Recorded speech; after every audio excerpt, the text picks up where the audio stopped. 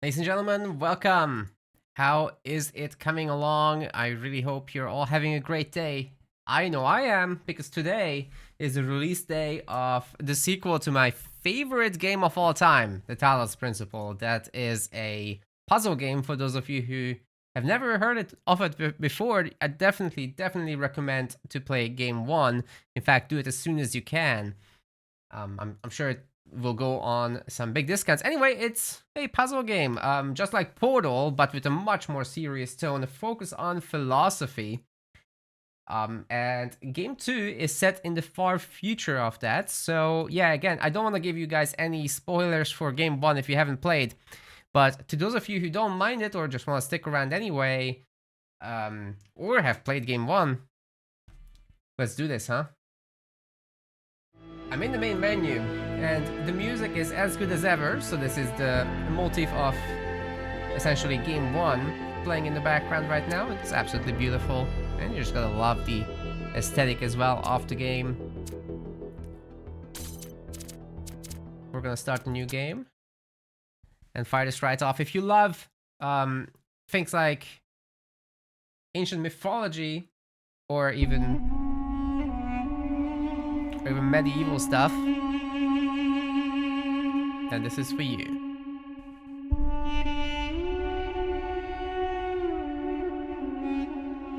Always thought that the human being could only be saved by another human being.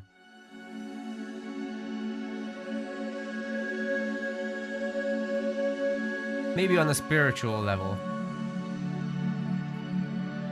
We're gonna go deep in this one in terms of philosophical debate.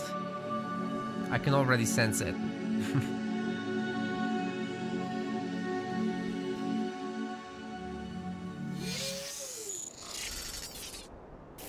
So, we are mechanical, as you can tell.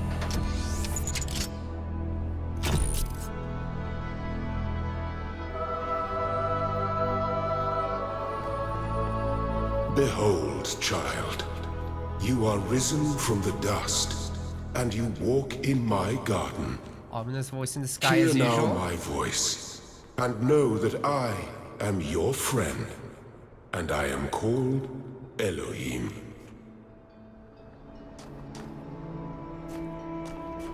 Jackals are very beautiful.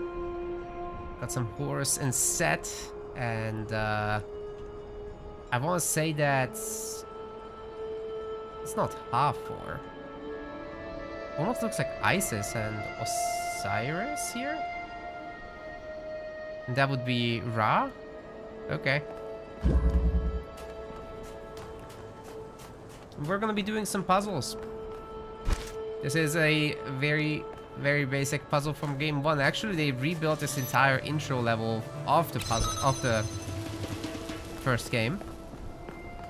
So this is the exact same experience, but that was a Greco-Roman environment, whereas this is obviously Egyptian. We got the hexahedron as well, with the pressure plate, nothing too crazy. And I'm just gonna look around, is there some hidden secret sauce around?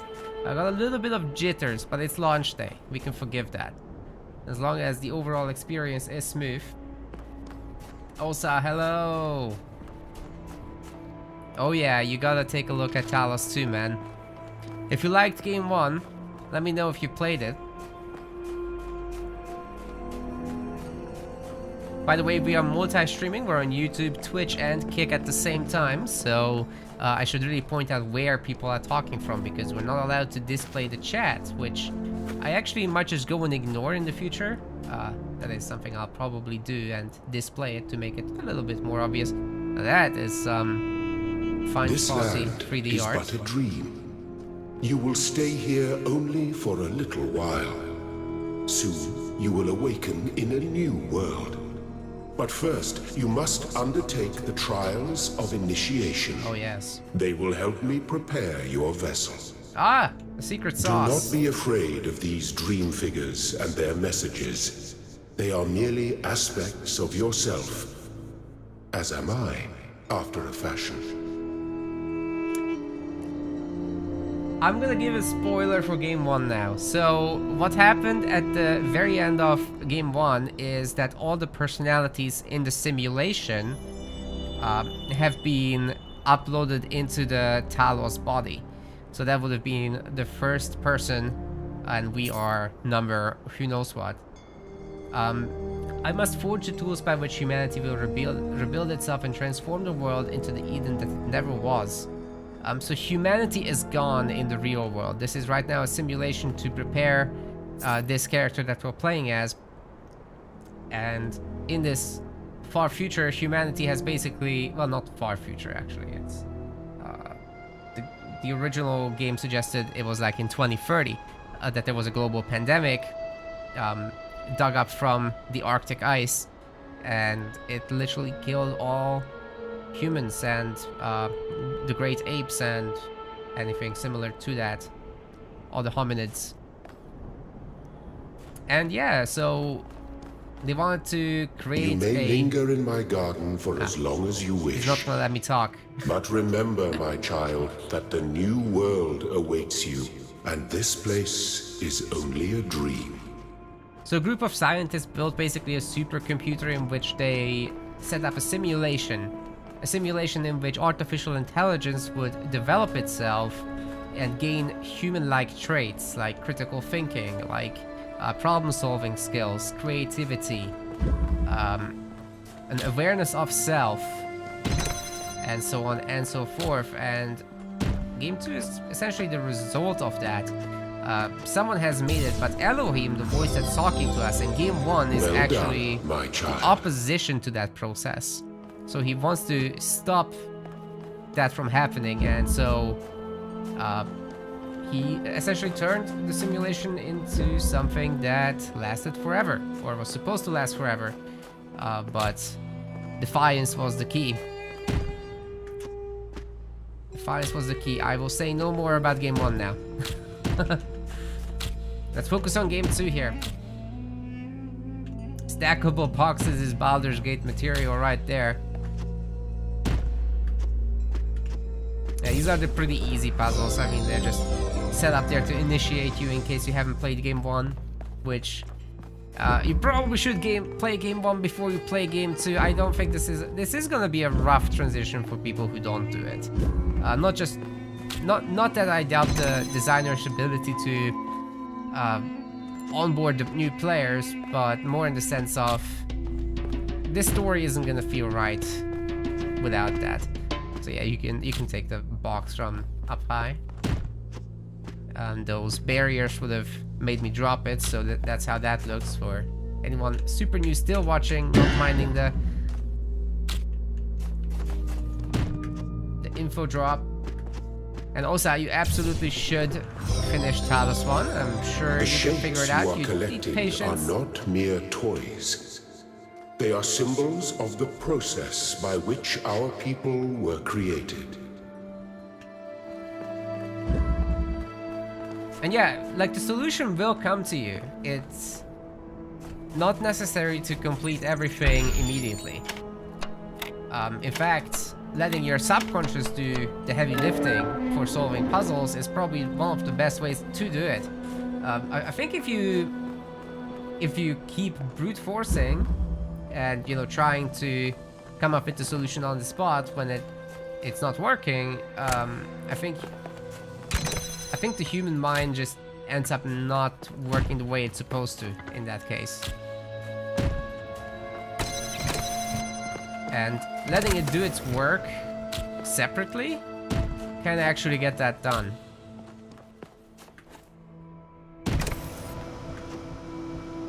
Hey, we are our own biggest fans. Nice.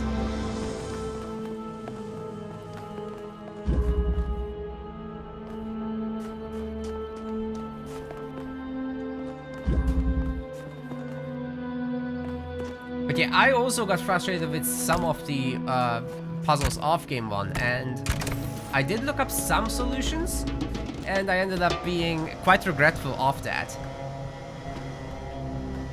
Wait, this isn't enough, is it? Huh? Oh. Yeah, see, even with experience, you're gonna you're gonna end up in this spot. All right. Sometimes you need a moment to just think it through, even if it's basic. So far, it looks very similar to the first tutorial area. Yeah, there's no new mechanics just yet, but they're coming, I played the demo, and I'm not gonna say anything about it, except I know the very basics of the new tools. We will get to them shortly, I'm sure. But so far in the tutorial, obviously they'll soft onboard you very slowly. Give you some of the medium challenges actually from game 1, it seems. What we have to do here is actually block off the lasers. I'm not sure what this just did to me. That was not helpful at all. Yeah, so we need to shut off that laser. And we'll have to make it in time. Alright, so how do we do that? I think we might have to just put the box here and that might do that. Oh! I thought it's not tall enough. Good to see you, Fatal Exit, as well on YouTube. Thank you for the well wishes. But obviously, since you're playing yourself, do go in blind. Otherwise, this is not a very watchable stream, but I don't mind going off-brand for today on the stream for this game, because it just holds such a special place to me. So even though it's not the most watchable experience in terms of, hey, I want to play this too, it's worth it to me personally to just play through with those of you who aren't gonna play, or maybe just want to take a quick glimpse at things. Okay, what we will do here is, I'm sure we're missing something. Hold up, there must be a thing here somewhere, or not, or not. Okay, what we can do is jam that, place it here, the door will open, the jamming will happen, there we go. This is the speed run? No, this is a first run, Joey. Great to see you, man. Micro the puzzles, macro the solutions, that's right. Oh, wait a second, this isn't good. There is another one. Okay, we double jam that door, frees up the jammer there. By the way, let me know if anybody's getting dizzy from the movement. That is somehow a problem with the Talos principle. Both 1 and 2 for whatever reason, so I don't know what's up with that anyway. I'm gonna double jam this to free up this jammer. And then we can bring it through as far as we need to. I think we're pretty much done. I would be surprised if we still need this to do something else at the end. Oh, to get out, of course. Excellent. Excellent. Oh, a QR code. By the way, these are real, so if you want to whip out your phone, guys, on YouTube you can pause, of course. If you scan this with your phone, this will actually pop up. And if we ever encounter one that doesn't have the text on screen at the same time, you can just rely on your phone. So we might get to do that somewhere later, if that kind of secret sauce still exists in Talos Principle 2. In 1 it did, and in 1 case it helped you solve a super puzzle for a collectible star, which we don't have so far in this game, of course. We'll see if we'll have it.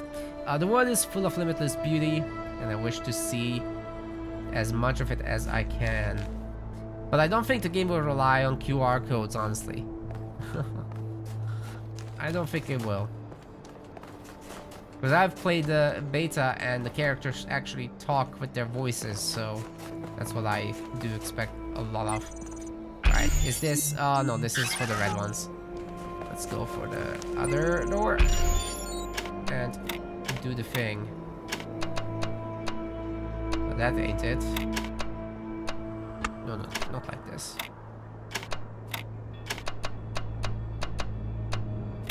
Yeah. am proud of all my children. Out of a Thanks, Dad. world of ruins, they have built a new Jerusalem. And there your brothers and sisters await you to celebrate your birth. You'll hear all these, all this religious subtone, of course, throughout. Elohim himself essentially means God, so there is that.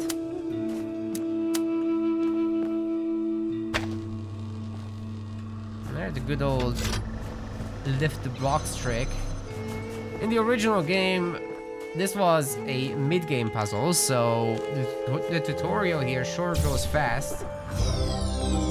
Which is, again, one more reason why I highly recommend playing Game 1 before playing Game 2.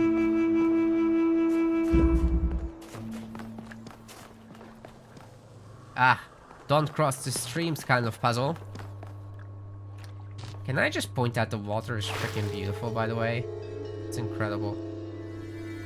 Anyway, we need a blue laser for the blue receiver.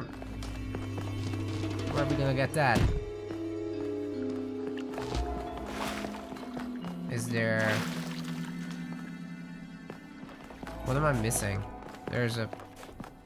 there's a connector. Alright, so, like I said, don't cross the streams.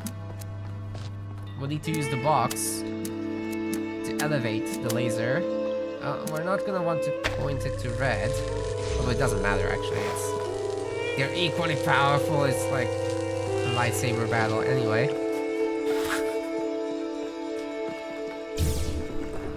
Let's get that one.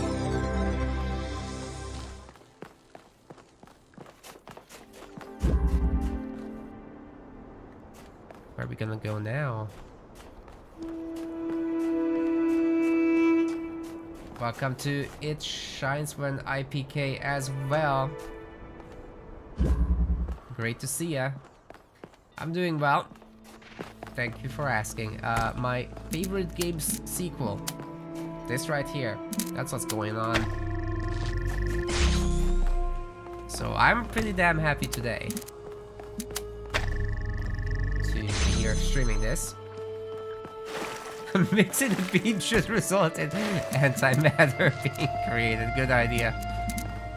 Alright, so we'll have to route it all the way around with minimized crossings. And for that purpose, we have geometry. There. The routings have worked out. This is kind of speedrunning, isn't it, though? I have a lot of experience from Game 1. I played it several times. I watched many streams of it. I did complete playthroughs, completing the hardest puzzles, and only looked up like 2 or 3 solutions, I think. Which I still regret very much. I shouldn't have done it. So I hope this is still enjoyable at the faster pace. I'm sure we'll come across a puzzle where I'll just be there all stream. Oh, this game is amazing, Joey Bats. Get Game 1, seriously. Especially you Age of Mythology guys in the chat right now. Like, this is full of the historical and mythological undertone. Game 1 is actually based a lot around the Greco-Roman times as well as Egypt. But of course with the modern setting, like I said at the beginning, you'll find out in Game 1 that humanity is toast from a global pandemic. Very fitting, I know. And that they made a simulation to try to preserve what they could of humanity, which is, well, sad, but it's something, right? Yeah, start with number 1, absolutely. Get a sense of tone, don't get spoiled too much here, and I think you'll be happy. Alright, so, wait, what did I just do? Did I just open up? No, I just left the level like a dummy. Alright, let's see what I forgot here. Oh, I'm already done, okay. It was just a matter of pointing the connector to everything. Okay. And finding the angle. There's a lot of spatial puzzles like that that will sometimes shut your brain down a bit, but this was not one of the worst ones that I've seen.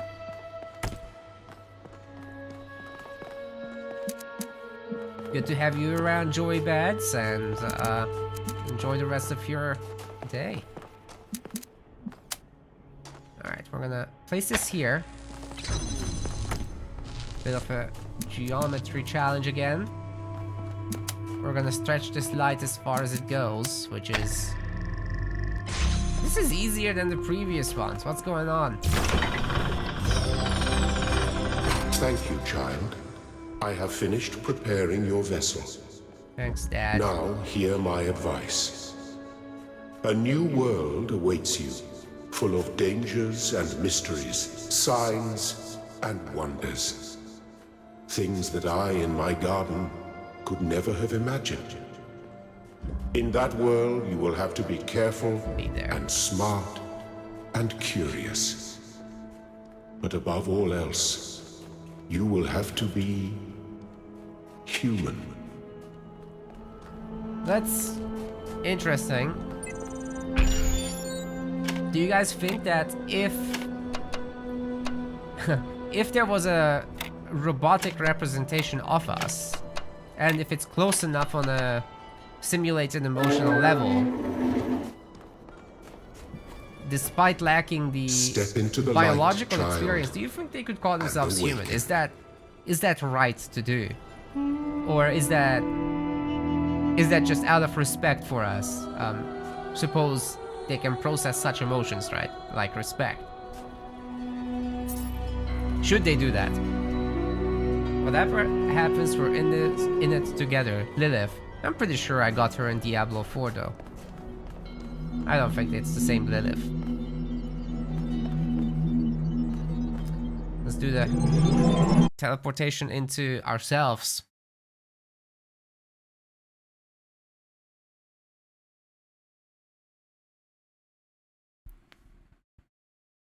Now we're gonna become a real boy.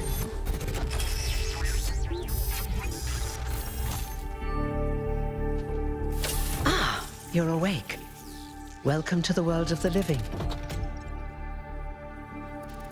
That's another thing. Are they alive? I'm gonna ask what is going on because we've been thrown into the middle of all this without any explanation. So, what is going on? That's not an easy question to answer. But the first step is this. You've been born. Your body was completed. You were booted up, and now you're here. And rather confused. Don't worry, everyone is confused at first. You see, we all start out without a full knowledge of our own history, so we have the freedom to form our own opinions. Which is probably a good thing. Like, if you were... this way they can build their own personality. This way they can build their own... they can experience their own experiences, right? Rather than being spoon-fed from some external source. I do approve, I think, of how they are getting it done. Making new iterations of themselves, as you would say. Of course. You want the short version or the long version? Let's just hear it all. Excruciating amounts of detail torture me. All right, you asked for it. A long time ago, our ancestors dominated this planet. We call ourselves human like they did, but they were organic. They built an advanced technological civilization. But unfortunately, their impact on the ecosphere caused changes in the climate, and an extremely contagious virus was released from the permafrost. That's something our historians still debate. Why weren't they more prepared? Why did they invest so many resources into making war, and so few into useful research? It's hard to understand. But no matter the reason, in the end, they simply ran out of time.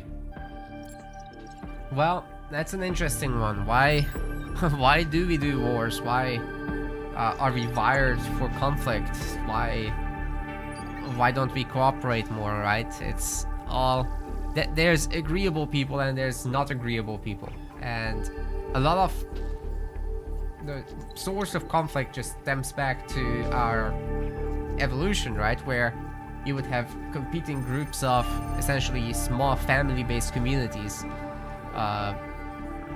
20, 50 people, something like that, right? And with limited resources, coming across such another group would either result in trade and cooperation or conflict, and you had to be prepared for both. So conflict is wired into us. The fight or flight instincts have to be there, or we wouldn't have made it into a technological civilization. And we can't just erase that. So no matter how hard we work at it, I don't think it's going to be globally ever gone, even though the vast majority of us is peaceful. As for them, they never had that experience, so it's not going to be a part of their civilization, at least to begin with. And as I understand from what they're saying so far, they are fairly new themselves.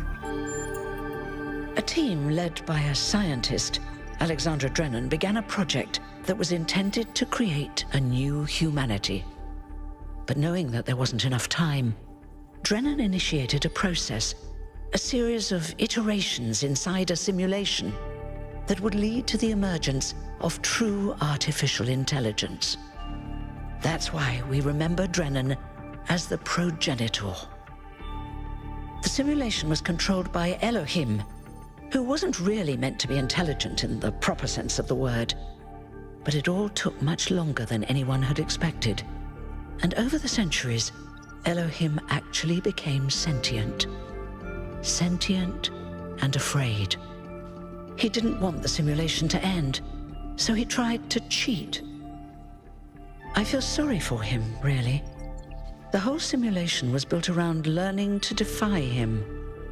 It must have been hard to be in that position.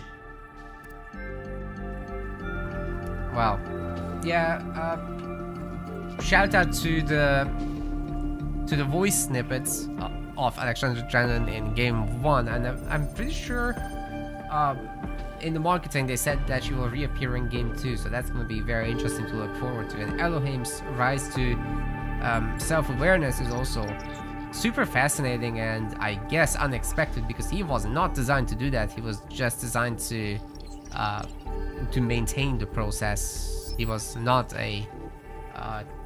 supposed to be a true AI. So yeah, fascinating. When the simulation was completed, he became part of all of us, and it really changed him. It freed him, I think. You'll always hear him in sleep mode, taking care of you. That's what he is, after all. A caretaker. Yes, there was Milton, the intelligence in charge of the archive, a project initiated by Arkady Chernyshevsky, which was meant to collect all of humankind's knowledge. His story is a lot like Elohim's, but Milton became the ultimate cynic. They say he's part of us too, in some way.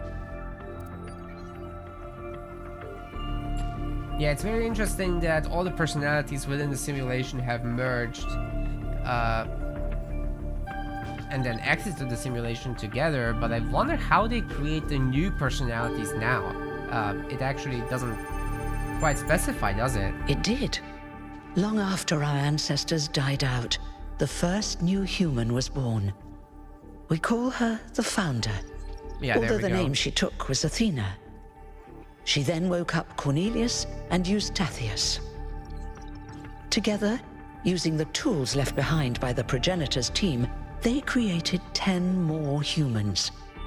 These 12 who followed the Founder are known as the First Companions. Created how? That's my Athena big and the question First here. Companions then set out to rebuild the world, and they founded the city of New Jerusalem. But then one day, she suddenly disappeared. Many still await her return. It chimes when IPK asks, is this GPT-5? What would be very interesting is if it actually was that way and you could interact, you know, very directly. That would be super interesting for a game like this. But I think the tech isn't quite there yet to make it fully immersive. Before the founder vanished, It will happen, I think. she set a goal It will for happen. this city. We call it the goal. Capital G and all. To make 1,000 new humans, and so complete New Jerusalem. Well, that's the official story, the way the mayor tells it.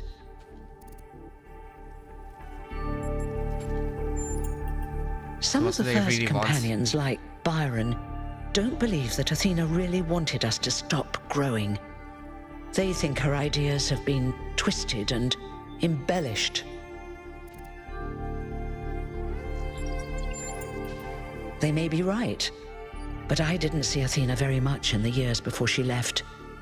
Maybe actually leaving the simulation and seeing the destruction left behind by our ancestors changed her mind.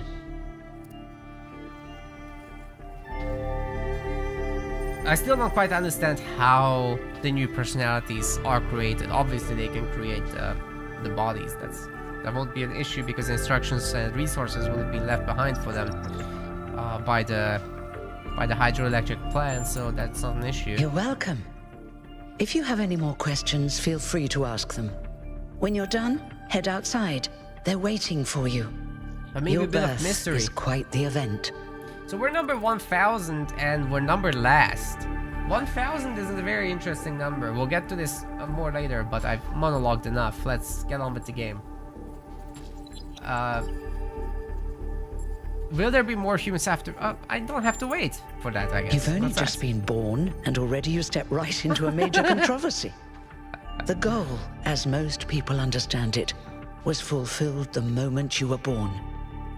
Now New Jerusalem is complete, and we can live in balance, without damaging the world like our ancestors did. That's the orthodox view, I suppose, but there are many who disagree. You'll have to figure out where you stand for yourself. See if we're immortal. You won't age like our ancestors did, but of course, there is always some wear and tear. You should probably schedule a checkup every decade or so. Oh, and be a bit careful with water. You won't die if it rains or anything, but we're running low on insulation material. I wouldn't go swimming if I were you. Let's hear about Me? him a bit. Well, as you can tell by my number, I'm quite old. I wasn't one of the first companions, but I did know Athena personally. She and Cornelius taught me a lot. Although I suppose I've made a few improvements here and there since those days. We didn't have a lot to work with in the beginning. I really appreciate, by the way, how the subtitles leave some space for the camera and whatever here. Good streamer feature. So he's jobless, dude. I That haven't sucks. really thought about it. This is all I've done for the last few centuries, and Centuries of I this. like Wow. doing it. I guess for now I'll just take a break and we'll see what happens. So they're all a few hundred years old, these older models, right? Oh, one more thing. Like all citizens of New Jerusalem, you have access to the interface, which you can use to read the news, chat to your fellow citizens, and so on. It's a crucial tool, and modular too. You can easily add new functions. Just don't subscribe to too many newsletters at once. Yeah, I don't think they themselves create the artificial personality, so the simulation already figured out how to do that. And essentially every new iteration is just a tweaking of existing parameters at random, which ends up being an evolution and creating some new traits. So that's not something that they themselves figured out, it's something that the simulation did over millennia. And I'm guessing they still rely on electricity. Walking around here, seeing the sparks. So yeah, you don't want to go into water. Welcome to Oddworld on YouTube. Yeah. Look, it's 1K. It's been almost 10 years since game 1, so... Hey 1K! Welcome to New Jerusalem! Couldn't be happier. Shouldn't the mayor be starting his speech? This should be interesting. This whole give scene him a is just chance. so shocking if you played game 1. Dear citizens It's a big of departure. New Jerusalem, many years ago, when the founder stepped forth from the simulation, this was a land of ruins. Our ancestors, in their hubris, undermined the natural foundations on which their world had been built. Because of their arrogance, our species found itself on the brink of annihilation. The founder aimed to set us on a new course. You never even met the founder. Her vision was of a city, a new civilization that would know its limits. It would not repeat the mistakes of the past, nor impose its will on this earth. To that end, she set the great goal we have been striving towards. 1,000 new humans. And today we have... Oh dear, what's that? Surprise.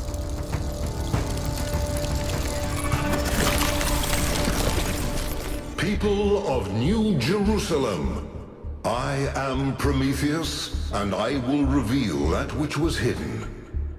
The flame has awoken and summons you. Who is brave enough to answer its call? We await you upon our island where... Very thematic. Curse you, Pandora. You will not chain me again. Oh, that's probably that's Pandora. So 1,000, and that's it. Goal accomplished. Civilization done. They built quite a bit here. Made a little city for themselves. Town, I guess you would call it. So, you guys I talk. told you we should have investigated those energy readings. And I told him there's something up with those structures. The mayor's just being cautious. This isn't caution, it's stagnation. Exploration? Too dangerous. Expansion? Too dangerous. We barely even scavenge anymore. You call it stagnation, I call it balance. And I call you an idiot. Here's a thought. Try to be a little more diplomatic when you talk to the mayor. See what I'm working with here, 1K? I'm gonna need a fresh pair of eyes on this expedition.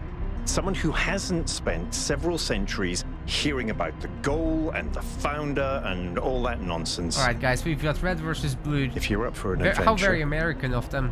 meet us at the conference room.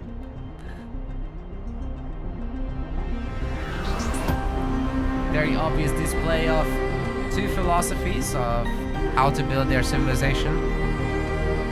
There's no third option, it seems. Expand or stay as they are. They built something very beautiful.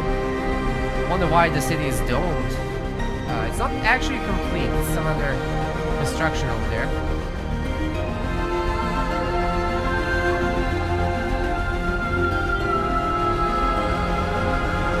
Music might be a little loud. Let me know.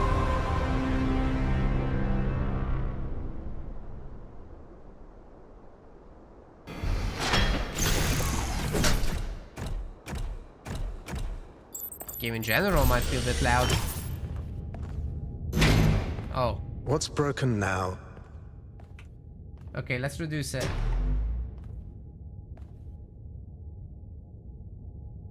Hopefully this is gonna be better. Thanks to the feedback. Yeah, it was way too loud. Okay, let's reduce it even more.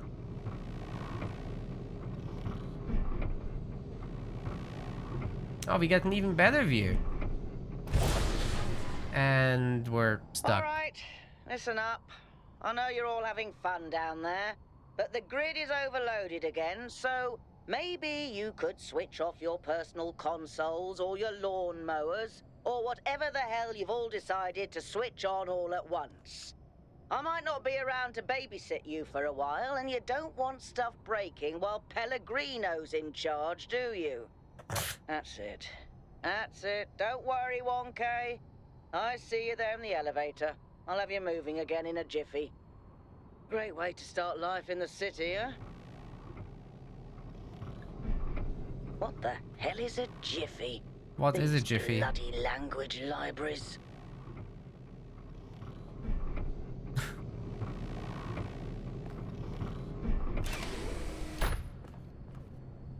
Okay, hopefully the sound balancing is much better now. After all this time, let me know. But I guess that's all we get when playing a new game.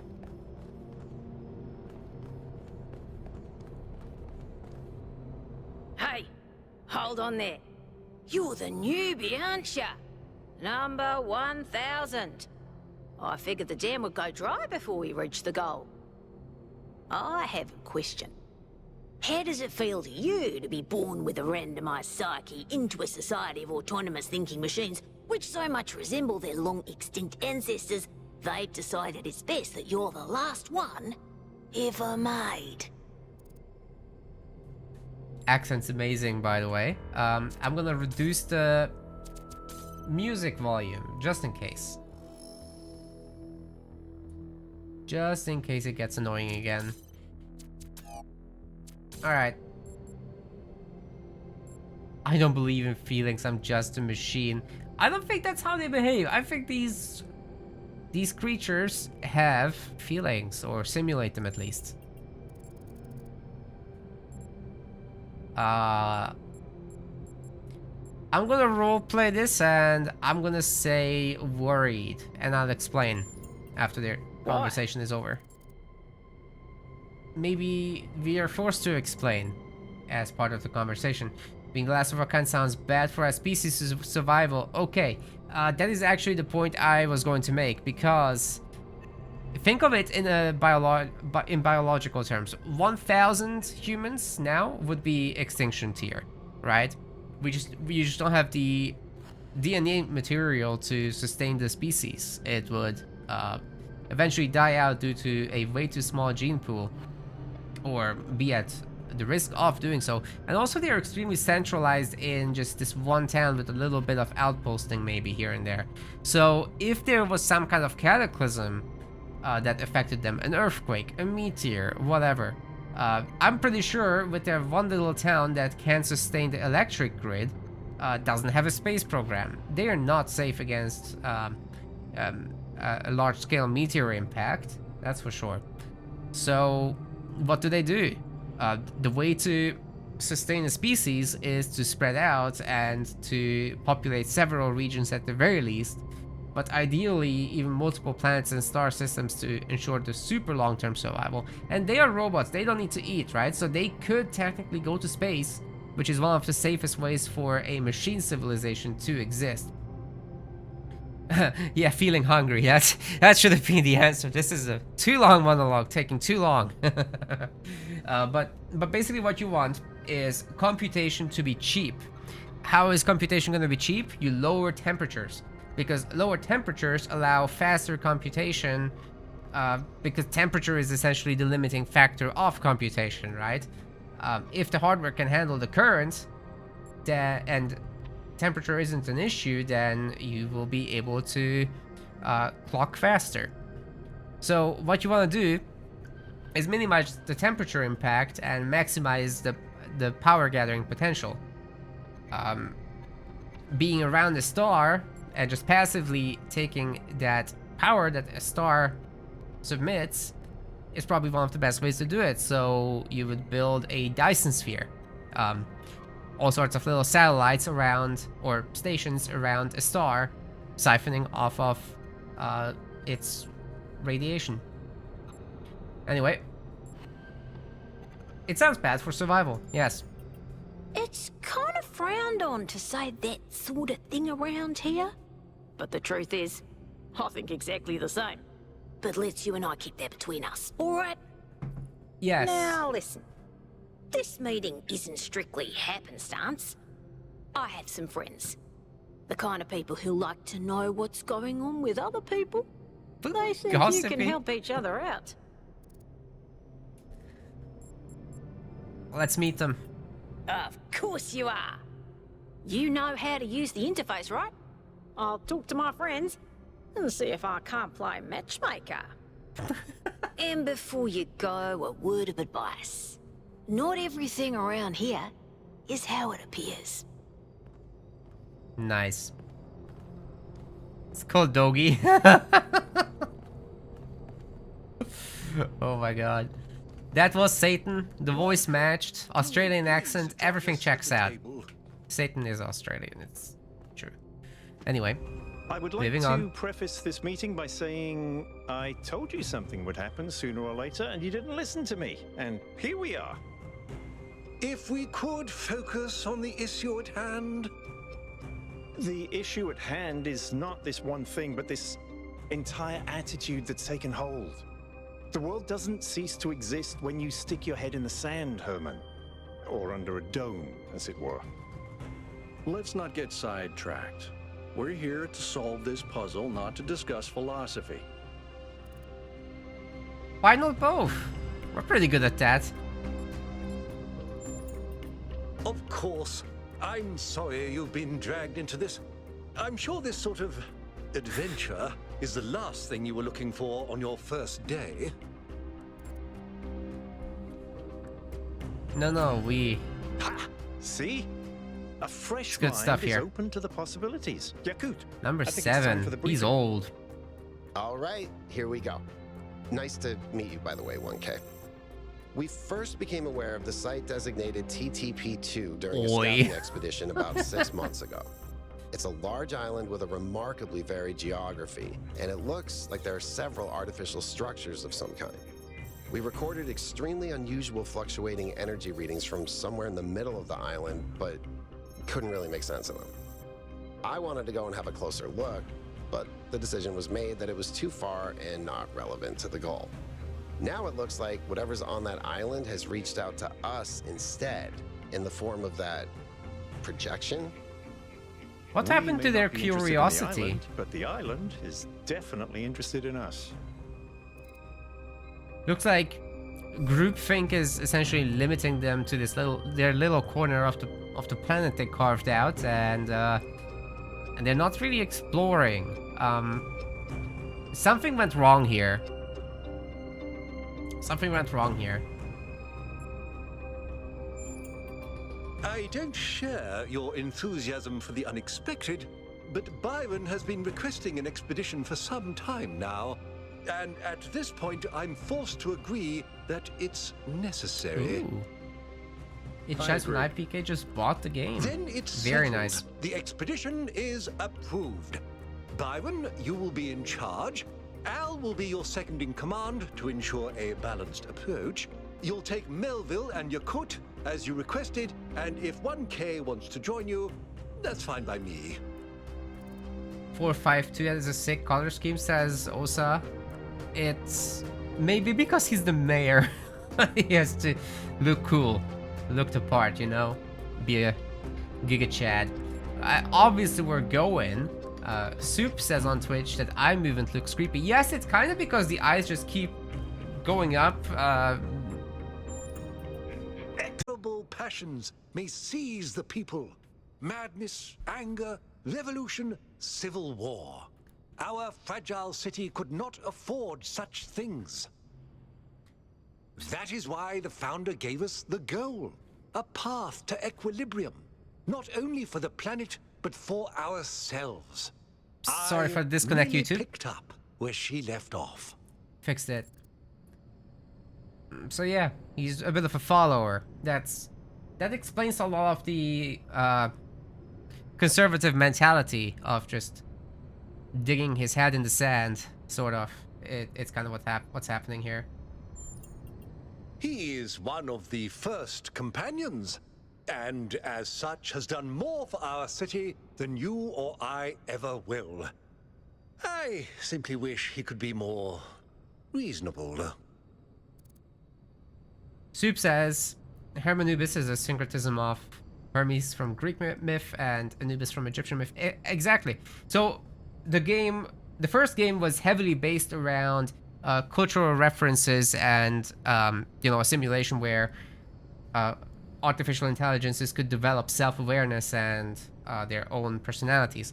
So they were given a lot of resources of humanity in an archive, and it included a lot of philosophical works, cultural databases, and whatnot. So the entire world was actually generated in a procedural fashion as well that evolved itself over time as well, in a Greco-Roman, Egyptian, and medieval European style.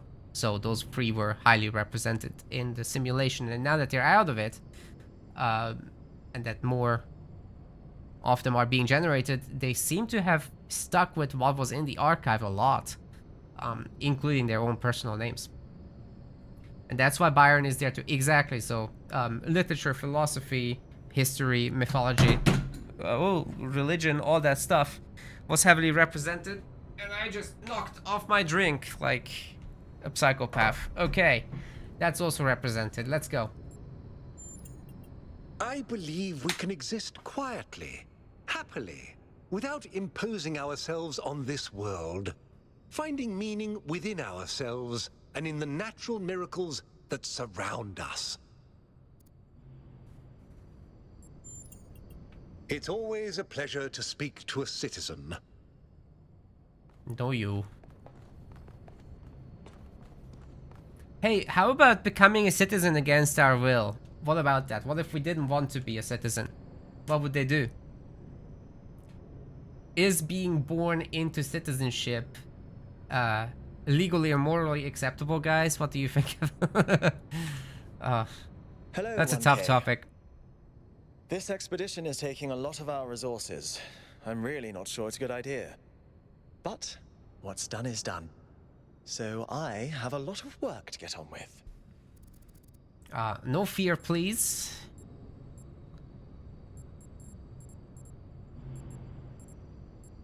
Alright, let's ask him who he is. I'm the mayor's chief aide. All the things no one else wants to do. Polling the citizenry, implementing new policies, recording decisions, fielding questions people could answer elsewhere.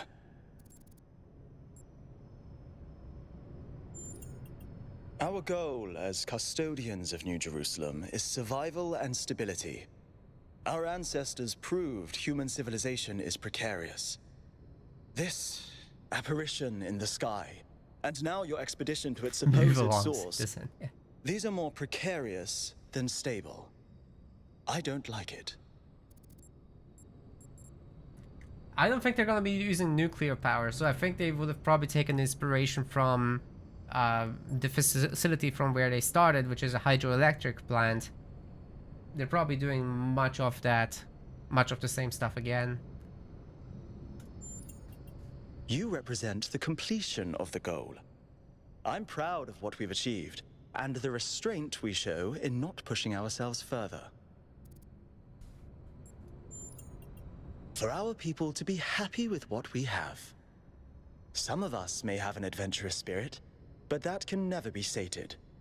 What matters to me is having my loved ones around me, safe and secure. What about the ones that do want adventure though? Do their opinions not matter equally? I'm guessing that's why they need polling and democracy, but do they actively stop people from venturing out? Yeah, maybe solar as well. Again, if we take a look outside, we'll probably see some solar panels somewhere. Although, it doesn't seem to be the case, but maybe that's what the dome is. So that could be quite futuristic and probably one of the best ways to do things. Why would they need a dome, right? Maybe to prevent any floodings? Because water is kind of dangerous to them in large quantities.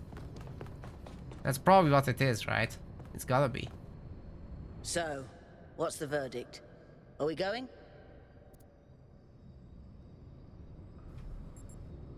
I don't know.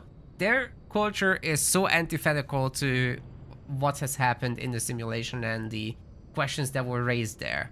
and especially the part about disobedience. What happened to the rebellious spirit that was encouraged so much in the simulation?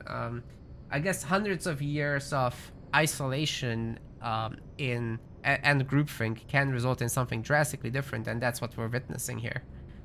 Because it has been centuries since the simulation and the founder, Athena. I guess Byron was pretty convincing, hmm? Well, we'll see. I just wonder how much of the city is going to fall apart while I'm gone. Actually, we haven't been formally introduced. I'm Melville, New Jerusalem's only decent engineer. Saved you from the elevator. I'll let you know when I need an oil change. Pleasure. Now let's get this show on the road. You ready to go? What if centuries after isolationism and you're about to discover cyber Portuguese demanding trading rights? That's hilarious also. It's entirely possible that there's another group out there of illegally created other personalities. That could totally happen. That 1K is actually not 1K. Ooh, that's a spicy little twist that they could do.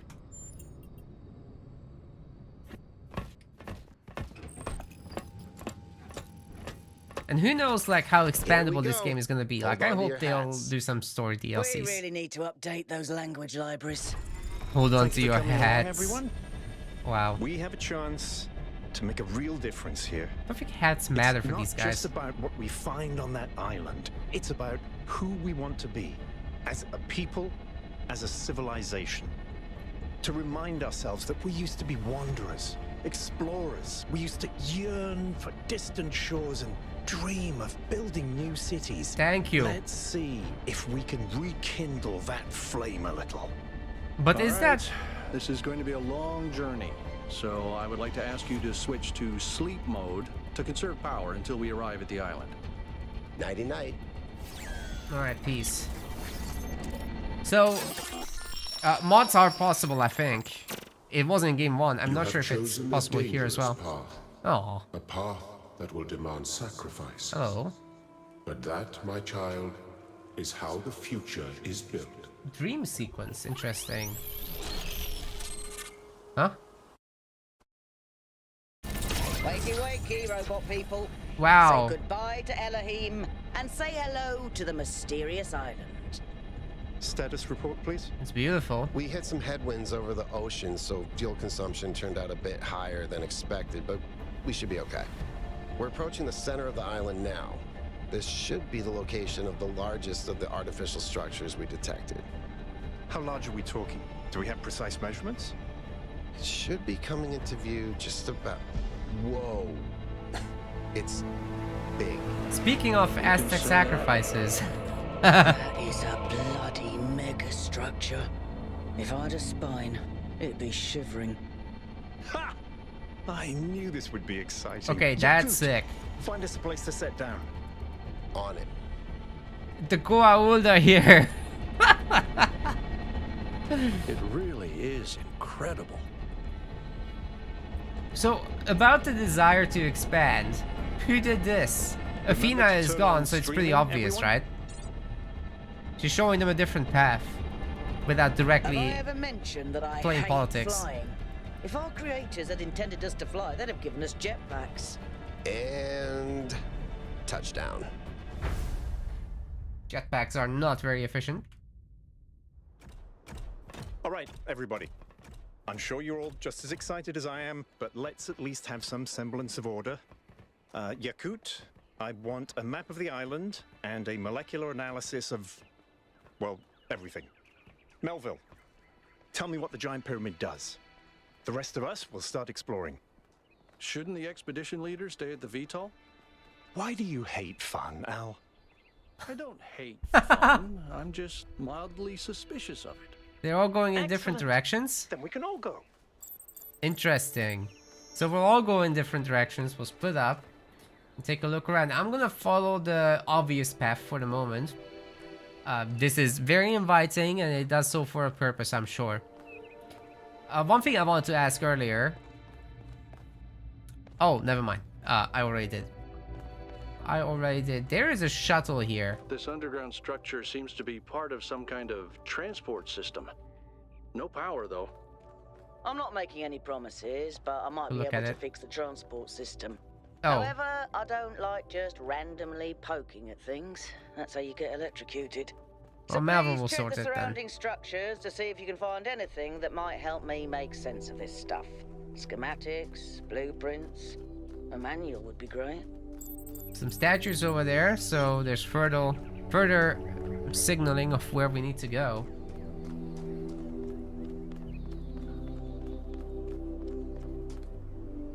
Yeah, we'll go deeper into the area. I don't know how we're gonna go into the pyramid, however. That's gonna be interesting, but we're gonna check out these statues for the moment. There's gotta be something to it.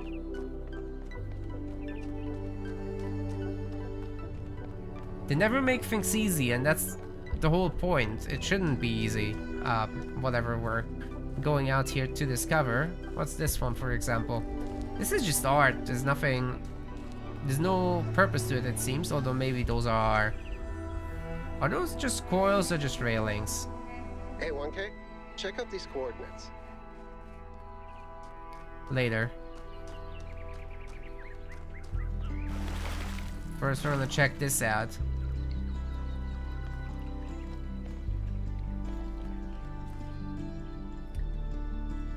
Those are those supposed to be humans?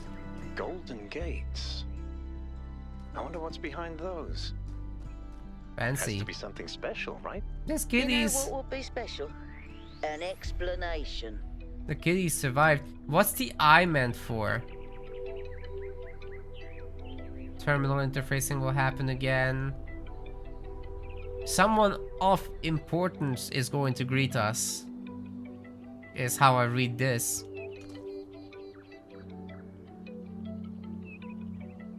Somebody built this place. Our people. And I don't know what this is supposed to mean, but that looked like construction to me. Anyway, not interfaceable. Let's look around and check out our maps. We're not gonna let social media distract us. It's moderated like any moderated forum. At least not right now. Seriously, what the founder was that thing in the sky, as in Prometheus earlier? We all saw that, right? I didn't accidentally turn on sleep mode while Herman was talking, did I? I mean, it's always tempting. No, we all saw it. Can confirm. I believe it was a sign from a founder. What else could it be? On this day of all days. Pretty incoherent for a sign. It didn't even finish whatever it was trying to say. What, does the founder have energy insufficiency problems too? The founder works in mysterious ways. Maybe it really was a sign. Something's reaching out, so I'm gonna go with that. Glad you see it that way. We must remain open to the possibility of miracles. In what possible way could that garbled mess have been a sign? There's a wide range of opinions. Yes, Game 1's ending involves a cat too. Just saying. Dear citizens of New Jerusalem, your hard work and faith in the founder's vision has finally paid off. At long last, the goal established so long ago will finally be reached. The 1000th member of our family will be born, and our beautiful city will finally be complete. Please don't call the workplace a family. You can be friends, but it's not the same. And then you get laid off. As space at the dam is limited, tickets will be made available via a lottery system. The celebration will also be streamed. Yeah, so they're still by the dam, it seems. Exploration procedures. Excuse me.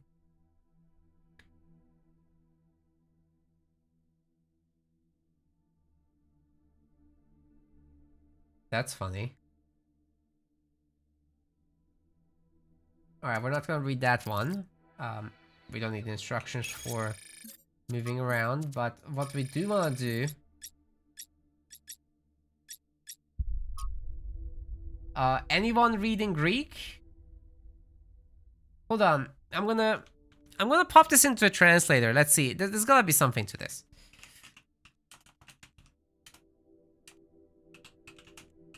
Google Translate. Oh, I can't copy it, can I? Hold on. We're gonna screen grab this thing. We'll figure this out.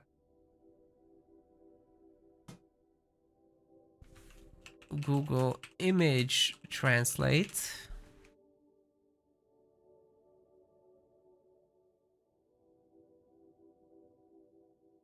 Okay, I can do that. Images.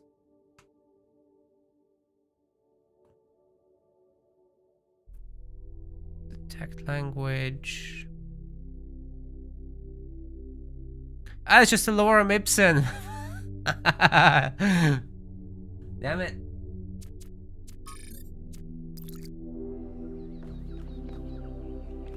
It's just a lorem ipsum. With Greek letters. It's cheating.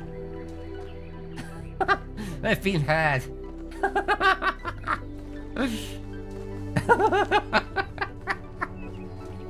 That was great. I love it. Please don't do that again. Serious mode now. Okay, this is where we were supposed to go. But I keep having to restart YouTube. It's so annoying. Really do apologize. Oh my god, it was ages ago that it disconnected. And nobody told me. Sorry, everyone. Anyways, we're able to do a little bit of exploration. No, I use regular OBS with an extension that has multiple outputs. But YouTube likes to disconnect me if I have a micro stutter. So it will stop sending the data. And like the YouTube stream thinks it's still going, but it's not receiving data. I have to stop and start it again. Very annoying. But my wife and I are moving because she got a new job. So that will be solved very soon. A few more times of me having to watch out for this and the YouTube VOD just getting wrecked by it. But after that, I'll have gigabit internet and we'll be able to have all the platforms simultaneously. That's gonna be great. Anyway, this is the only place we can go, right? So we're gonna travel to number 1. Oh.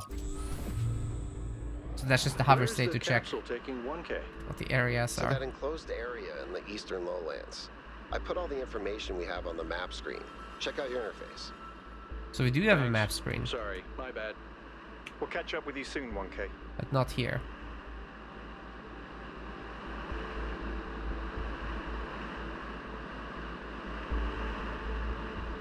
Wow.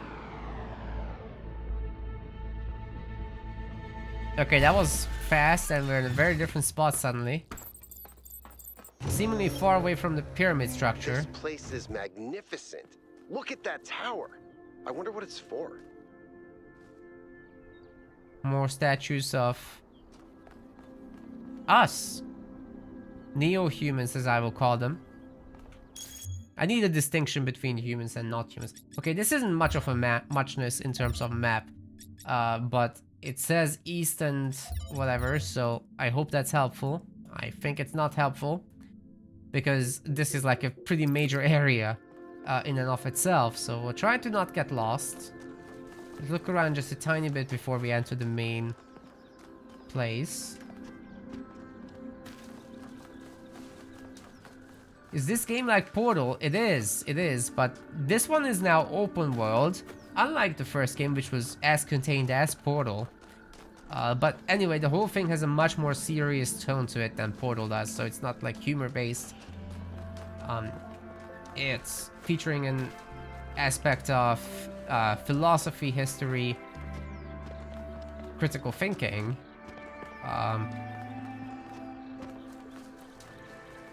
The nature of AI and humanity itself. So if you haven't played Game 1, highly recommend it.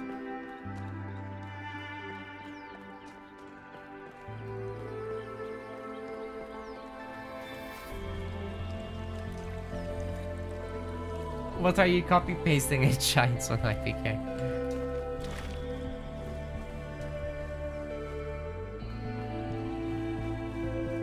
Oh! Hear the voice of the bard, who present, past, and future sees, whose ears have heard the holy word that walked among the ancient trees.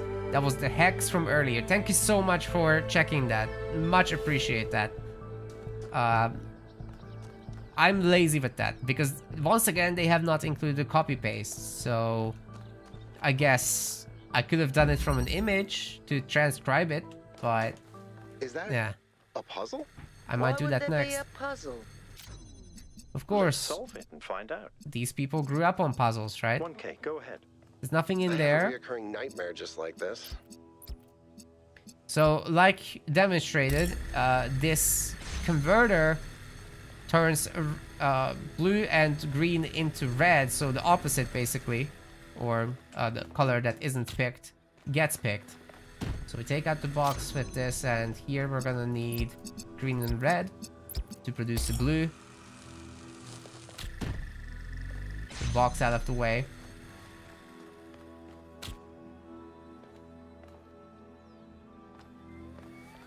Game one is $30 on Steam. It goes on seriously heavy discounts though. So maybe still right now, you know, but I've seen it go on 90% discounts, guys. Highly, highly recommend it.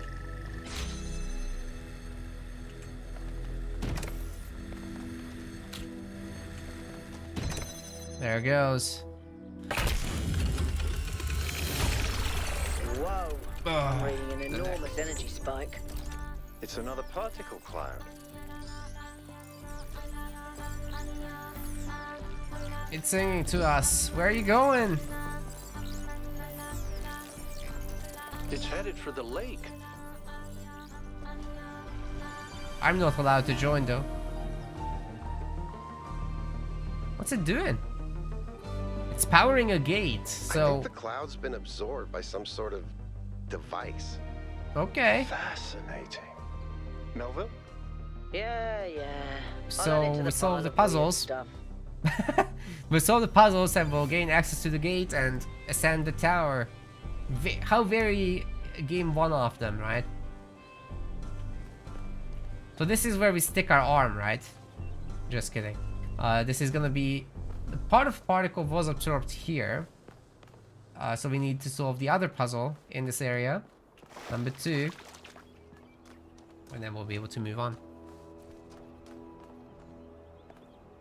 Sounds great, IPK. You absolutely should. It's very addicting.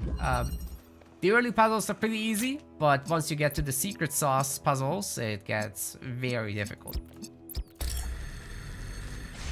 Titan Quest 2 on wishlist as well. Fantastic news. Thanks, Soup. Much appreciated. Alright, so this produces a red laser. Combine that with the blue and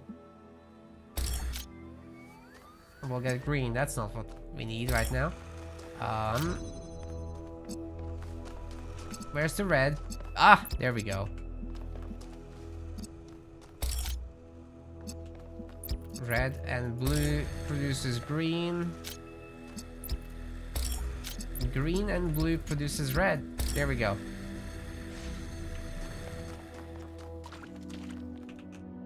Need to overclock my brain for this. Yes, I'm the lead systems designer on Titan Quest 2, so not much news to share right this moment. We're working towards a gameplay trailer, so at some point I'm gonna be super happy to talk about the combat a bit and the creatures and the masteries and all that. But for now I can just direct you to the Steam page. Feel free to wishlist. It's very supportive. We also have social media, some. There's Twitter, around with this machine Facebook. That absorbs the particle clouds. As far as I can tell, it uses the energy of the particles to build giant tetrominos? Excuse me? It's another puzzle. Collect enough energy, build a bridge, access the tower. I think. What is this, a theme park? Maybe it's an experiment. A rat maze. It seems like an echo of the simulation. But not a quite. Deliberate recreation, but built around the same core principles. Let's not jump to conclusions, though. What's clear is that this place was meant to be explored. Yes. So let's do that. Meant to be explored. Yeah, Titan Quest 1 was great. I also played it a lot. I got like, what? I don't have many hours logged on my Steam account, but that's because I actually played the disc edition back in the day a lot. It's gonna be over 1,000 hours for sure. I made like 10 different characters, I think. Got the full playthrough on them. Although I only completed the high difficulties on a handful.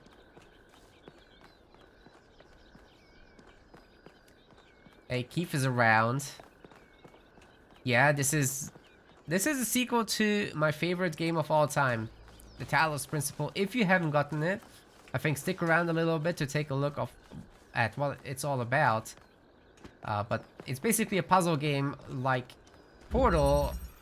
Seems game 2 is way more narrative heavy than even game 1 was. No, you need 2 inputs. Where am I gonna get the second input? Oh. Right. Like this. And yet still I need access to the second source. Is this enough angle that we have? Yeah.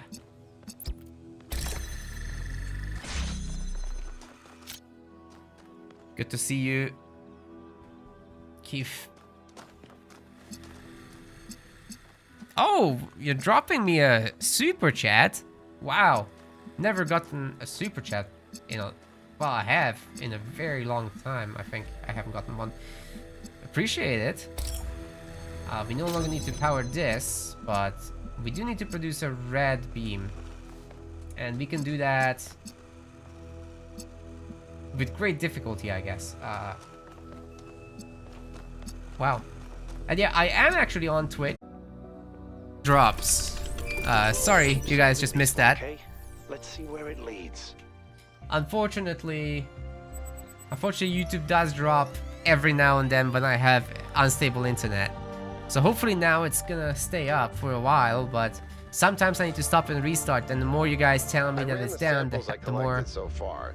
I can keep it going. The sample results are in line with what would be expected in this type of environment. The samples from the above ground structures, though, I tried dating them, but the results just don't make sense. None of the typical molecular markers are present. These walls could have been made 10,000 years ago or yesterday. I could try to estimate an age based on erosion and plant growth, but I'm not sure that would make sense given how weird everything else is. Good work, Yakut. Keep at it.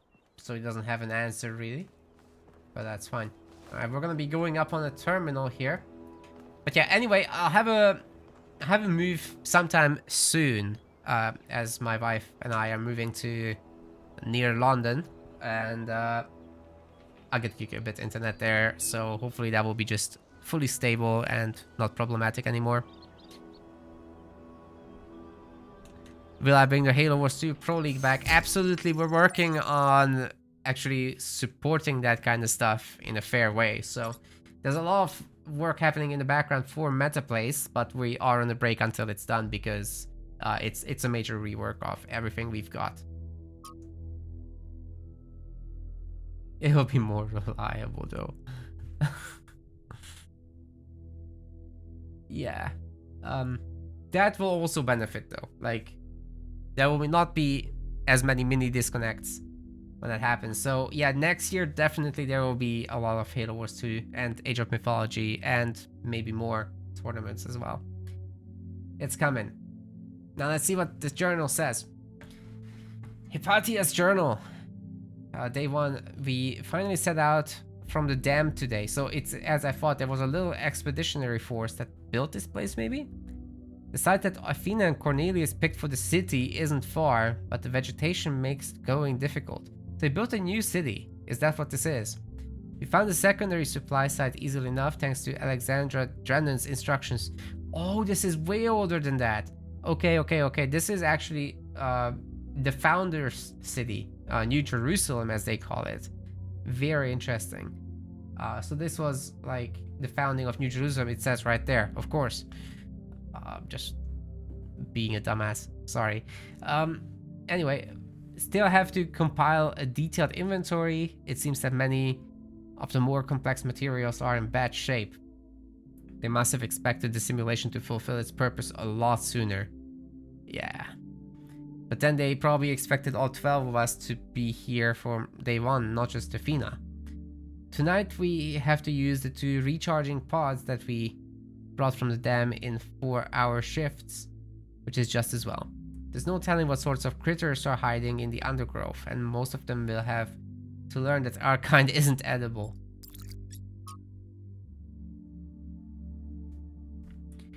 From the introduction to Are We There Yet?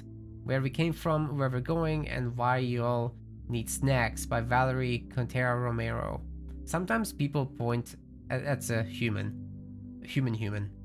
Sometimes people point at the last few hundred or thousand years of human history and say, look at how ugly it all is. Look at the mess we've made. Maybe modernity was a bad idea. Maybe we should stick to living like cavemen. And I get it, it is ugly and messy. But the mistake is thinking that where we are right now is the end point, that this is the adulthood of the human species.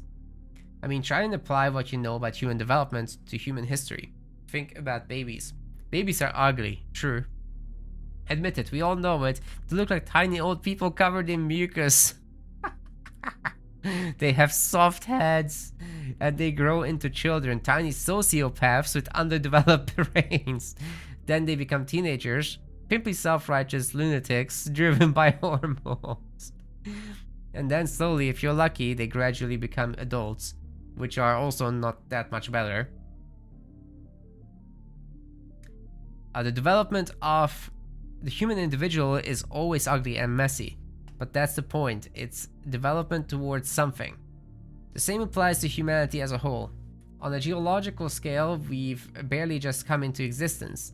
We've gotten through the baby phase, just about survive our childhood, and we're barely teenagers.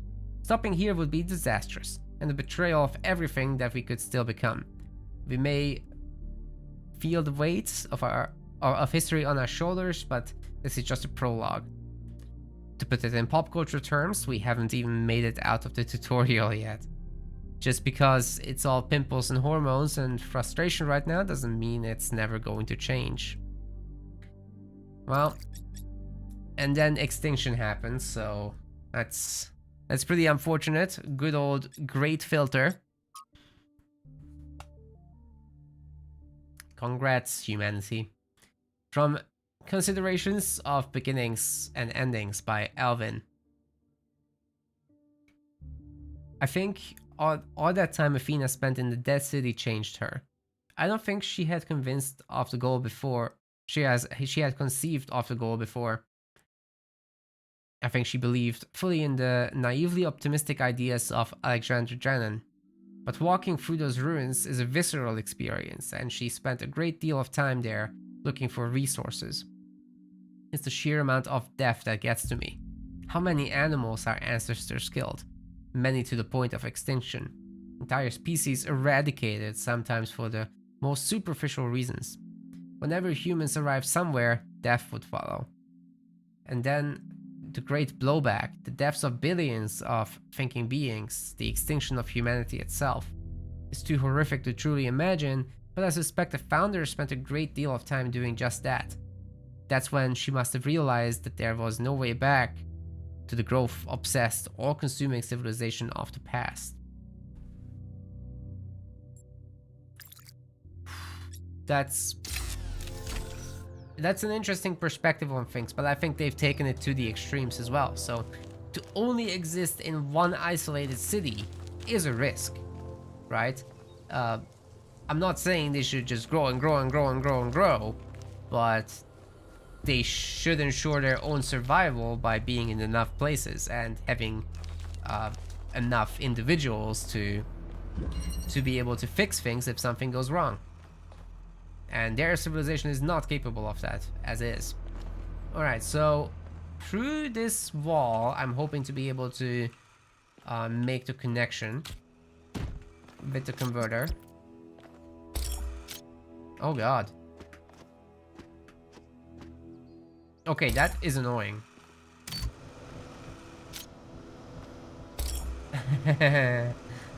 Yep, that's not gonna work. Let's knock that hexahedron out of the sky. Let's go up ourselves. Select those and that. And then I should be able to just put this down, right? Find the cube. Turn this off. Keep the connections. Place it. Restart the switch. And there we go. Yeah, it's very much like Portal. It's much more advanced with the laser puzzles. This is still very basic. It's like tutorial tier right now. But it is very much like Portal, for sure. Neatly done, 1K.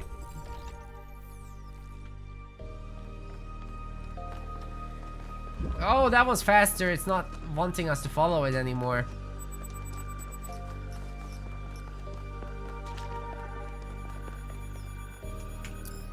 We can talk. We can talk. Nice. Hey, 1K, how can I help you? Let's hear a little bit about this I character. don't know if there's much to tell. I'm not that interesting. I'm just a member of the scavenging team. Well, senior member. Lead scavenger, I guess. There's not that many of us left, to be honest, and Garrus doesn't get along with the mayor. What else? I have a cat named Bruce. I like old music. Has a cat? I That's have a cool. collection of antique bottles. I think that's it. I've always loved Let's hear more exploration. about this. Seeing new places, that feeling that you're the first person to set foot somewhere after all this time. But you know, it's not even that. It's just seeing new things. The world is full of remarkable sights, and experiencing them changes you. It's not the same as just reading about it. It must be a hell of an experience to explore a city of an extinct civilization. Like, if we had this kind of apocalypse and somebody did explore that, that would be very unnerving. Kind of like if you're going to a city of ruins right now. I've been to Pompeii, and it's not like you feel a heavy weight from it. It's much like other historical sites, but if you really go and think about the visceral detail of it, that everybody there died, that's a lot to take in. And if you apply it to a planetary scale, that's an existential crisis being brewed right there. Exactly. Every time I go on another mission, I find something that surprises me, that extends my horizons in ways I couldn't have anticipated. The world is so much bigger than we are. It contains things that we can't even imagine. And if we limit ourselves to our own minds, we'll never grow. Let's find out about the others. He's 5 years old, half goofball, half psychopath, loves sticking his head into things, chews cables, pees on electrical stuff. Melville banned him from her workshop, but he loves visiting her and peeing on her equipment. Sounds like a cat to me. I just find it fascinating that these fragile objects have survived for so long. Plus, they're kind of pretty.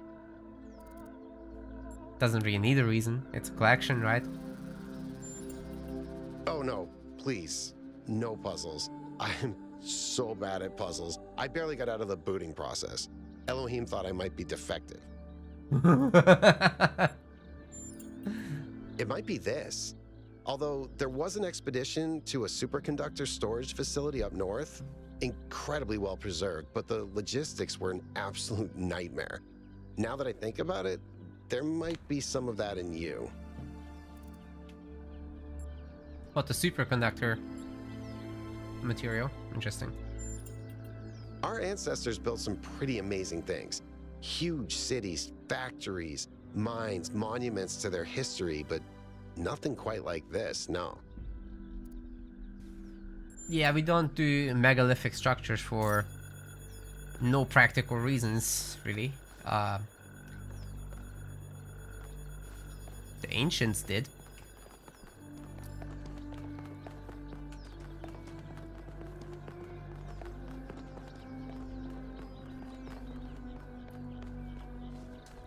But see, our culture hasn't been doing that much anymore. We've been here. You can tell by how it's not lighting up anymore. Right, we're gonna want to solve 5 next. There's a question mark or 2 that we could explore over time. Could have another conversation here, I guess we're meant to. Tell me, what did you make of New Jerusalem? It does look very grand, doesn't it? We had such ambitions in the beginning, but if you look closely, you'll notice the cracks. The places where it's all starting to fray. We've lost faith in ourselves, in our humanity. All we need to do now is finish that dome and we'll be trapped in our perfectly neat little tomb. Oh boy. Of course, ask away. I tend to lean his way a lot. I'm someone who was born a long time ago, when we couldn't afford to romanticize the past and demonize progress, when the value of human civilization was evident because it was so close to being gone. I'm someone who believes that human beings are important, terribly, desperately important, because intelligent life is rare and precious. I suppose you could say I'm old-fashioned. Is that old-fashioned or just reasonable? When Alexandra Drennan was trying to find a way of creating true AI, she stumbled upon the idea that curiosity and playfulness are core characteristics of intelligence. So she built the simulation around a game, because playing is part of what makes us human. We also retain some of that code, as I'm sure you noticed when you were booting up. Because of that, puzzles have always been important to our culture. To me, they represent the idea that the application of reason can lead us forward. None of which explains why these puzzles are here or who built them, but I think it shows that there must be some kind of intent behind them, perhaps a test. If it's one of us building it, it's kind of weird though, right? But because it's so embedded in their culture, maybe there is a very clear purpose to it. It's a mystery.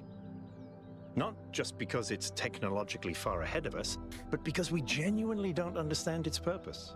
And I think that's wonderful. It's just what we needed as a civilization. Love what's going on in the Twitch chat. Everybody else watching the VOD will never know. Because we disagree on just about everything, you mean? Well, here's the secret. Al is honest. He believes what he believes because it seems right to him, not because it gives him power over others. I respect that. In fact, I prefer that to someone who agrees with me just because I'm one of the first companions. The kitty is just a loop. It's not real. No. Oh, that's a fox. Oh my god. It wasn't a kitty.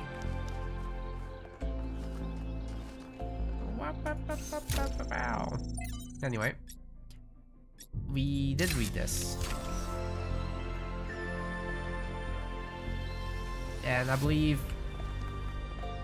we were appointed to number 5, right? Where is number 5 then?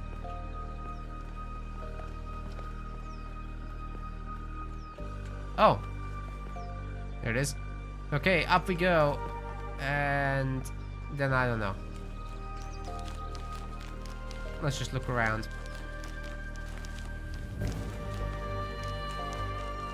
Maybe there's another indicator here. Yeah, we're going in the right direction.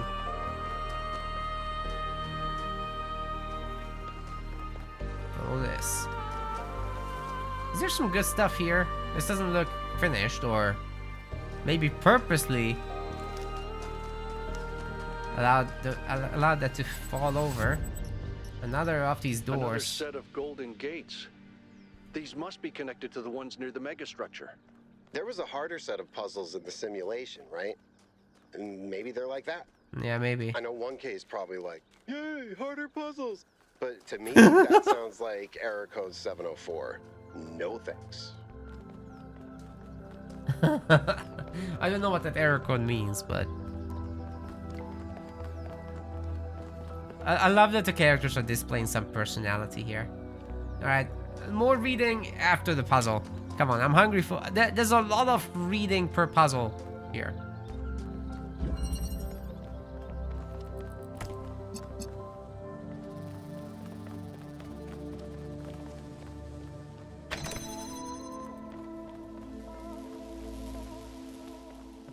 Huh? What's doing this? Oh, right. Well, we get this out first. Then we backtrack.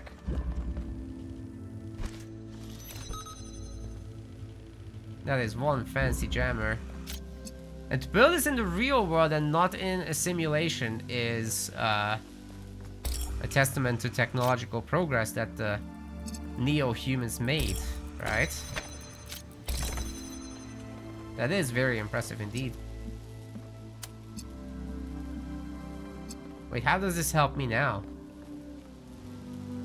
Haha, hold on. Hold on a second. Alright, we do this. Yeah. And then we jump that.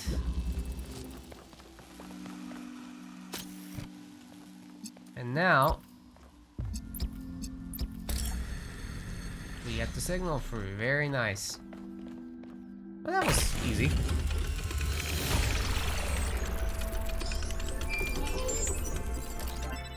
Huh? Hey! I want to follow that. And I have bad news. Still no idea what those particle clouds are, but I've managed to fix the transport system. I mean, I've fixed another bit of it. Well, it goes to one more station now. Don't complain. 2 stations are better than none. By the way, I'll do another hour of this for now. I think 3 hours are enough for a weekday stream. I'm gonna be pretty tired by the end anyway. Sarcasm. Famously helpful. Oh! Why did we bring you along again? For my charm. It was meant to be a joke. For my sunny personality, yes. Well, knock it off before I switch it off. Ooh. Let's stay focused. We're in unfamiliar territory. We can't afford to get distracted. Al's right. Yakut, what does the next site look like? It's a plateau in the mountains.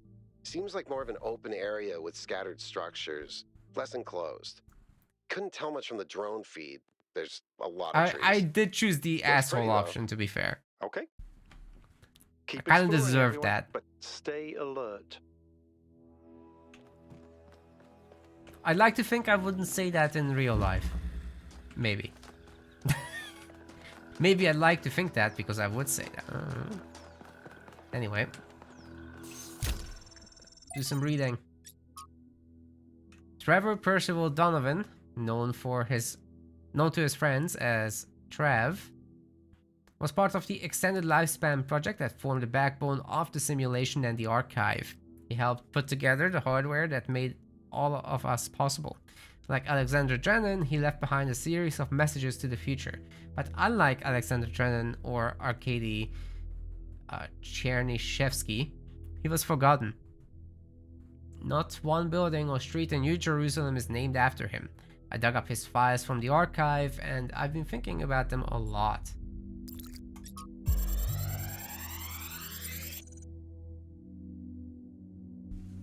Let's see. Or listen. Oh, we need to quit for it. So I heard that Alexandra is recording these time capsules for you out there, I guess? robot people of the future, hi. And I thought to myself, surely they'll want to hear more than the wisdom and insight of a brilliant scientist like Alexander Drennan. Surely they also want to know what I was thinking, a dumbass hardware engineer from Staten Island. Tell us about your insights, Trevor. Why did you spend your last months on Earth helping a crazy old Russian guy build the world's biggest backup drive? Well, let me tell you my story. When I was... Yes, Frank! I'm recording right now. Uh-huh. No. You know what? Why don't you go...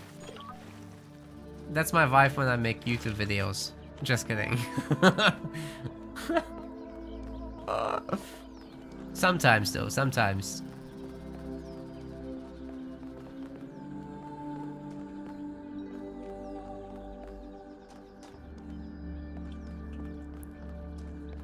That's the life, you know? Nah, we actually hardly ever argue.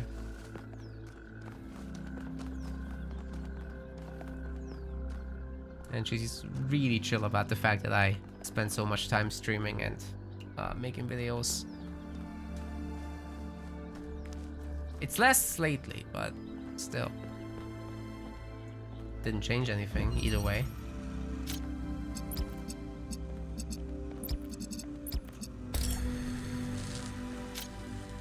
So shout out to the chill waifus. Anyway, how do we do this? Okay, we have to create a green signal and then combine with the blue one to do that.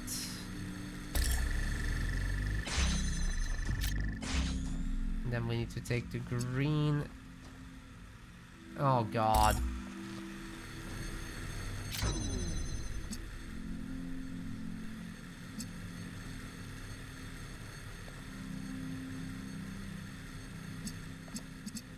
How do I do this, like, layout wise?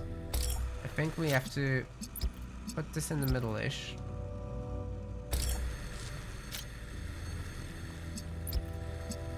Then I can do something like that.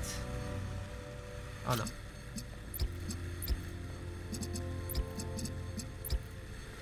Alright, this should work. Yes. Oh my god.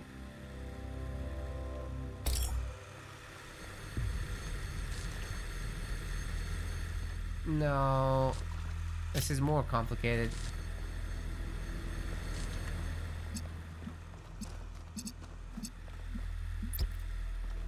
How am I supposed to not cross the streams here without boxes? Jeez.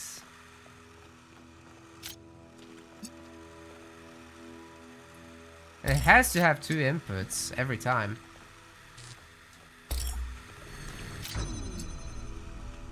How annoying is that? Alright, let's try like this. And this will produce the green. And this will produce the red, which can also point there. Nope. Like that.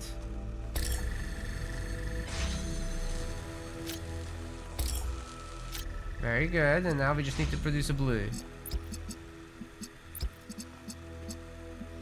Oh, you are shitting me.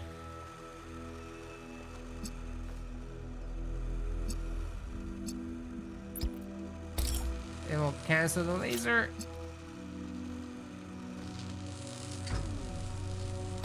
Because this is in the wrong spot. Come on. No, we'll do this. Right?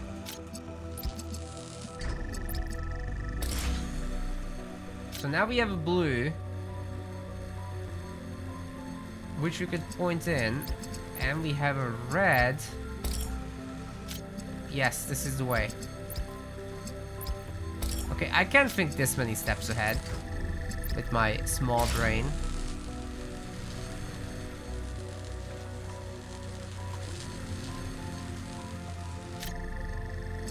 What? Bro. Do this, please. And then this blue guy needs to do this, right? Need a second source, the red one. And you do this to output a red.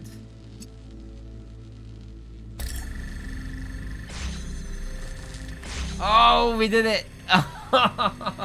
Okay, that took some juggling.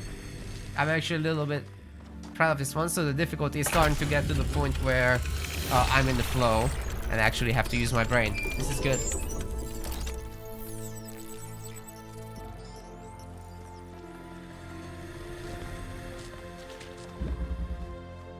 This is very good indeed. Alright, so before we finish the first area of the game, brain power is required, and the second one should actually have me stop and think for a moment.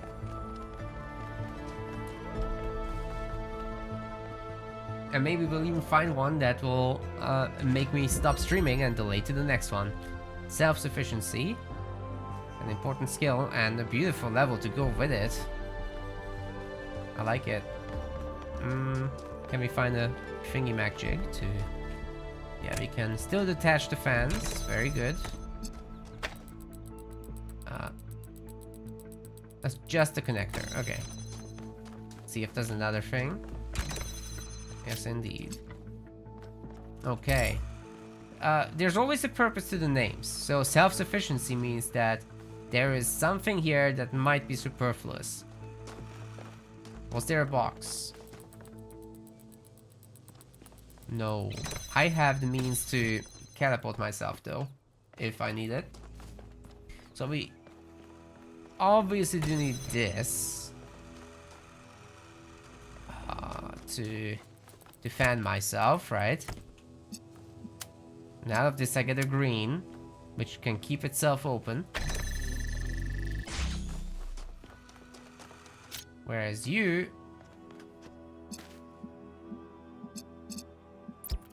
need to be able to... This is interesting. Alright, I don't know how to do this. I don't know how to hit that red color, dude.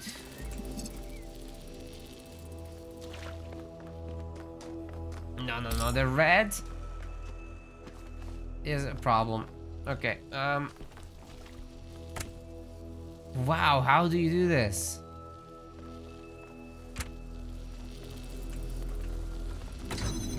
We don't bother with this right now.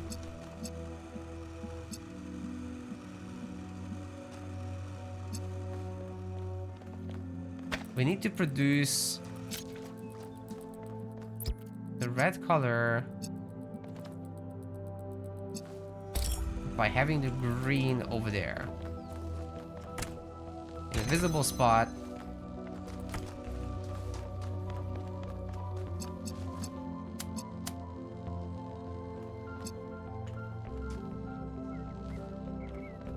Like so. Keep the door open, which is where self-sufficiency comes from.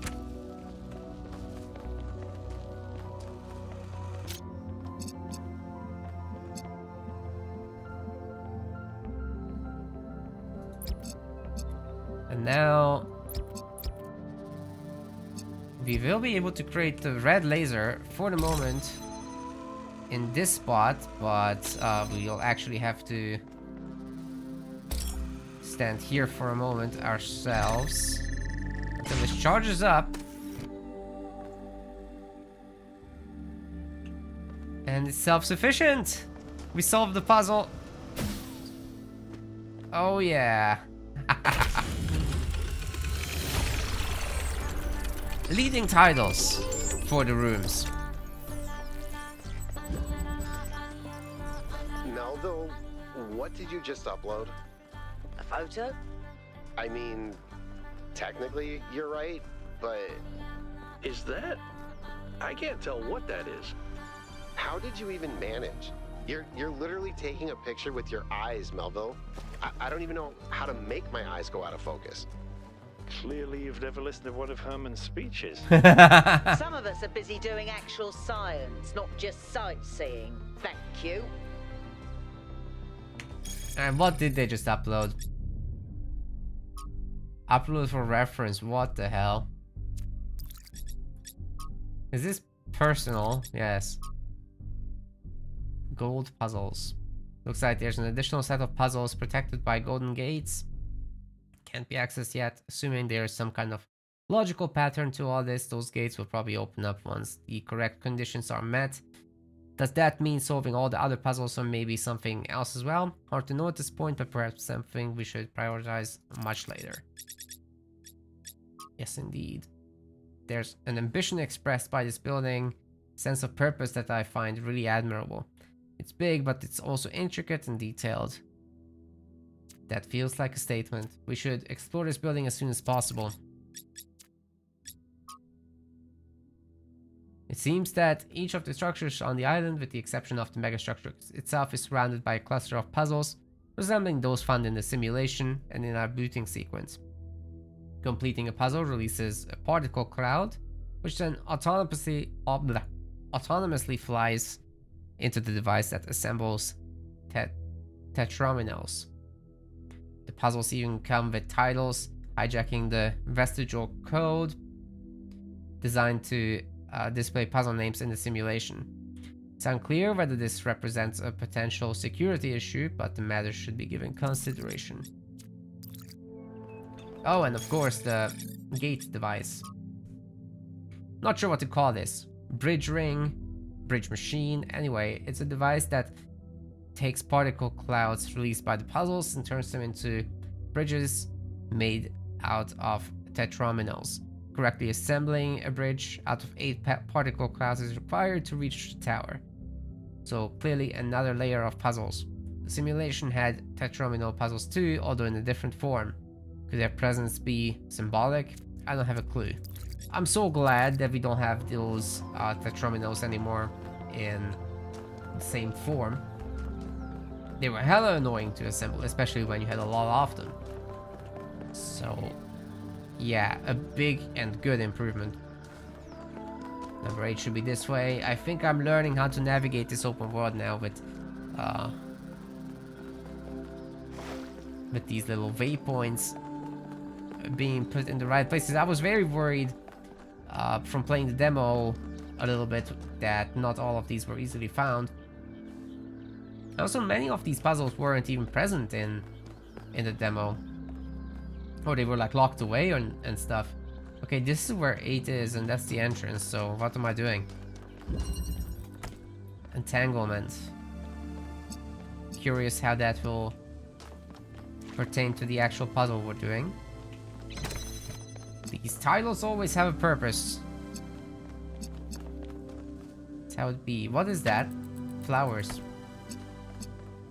Yes, I discovered flowers. Very good. Anyway, we will be able to unlock a box at some point in there. For the moment, we just do the best with what we have, huh? Take the blue. Take the red. Turn it green.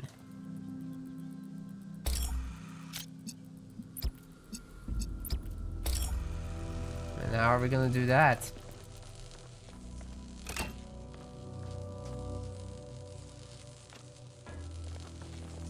I don't see how this would help.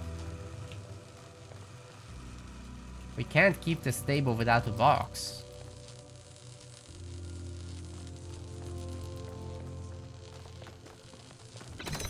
And I can open one of these, but eh. Alright, we'll do it this way.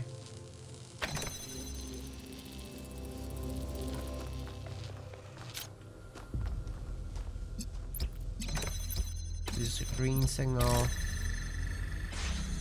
There we go. Alright.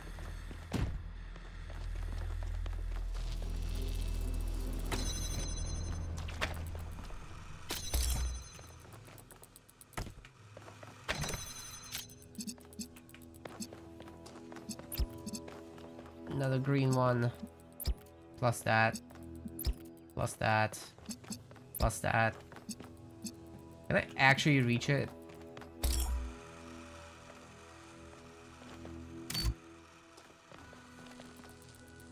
That switch is so superfluous. Oh shit.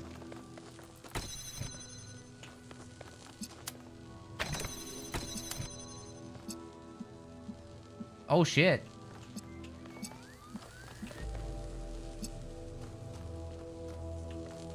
Okay, that's rough, buddy.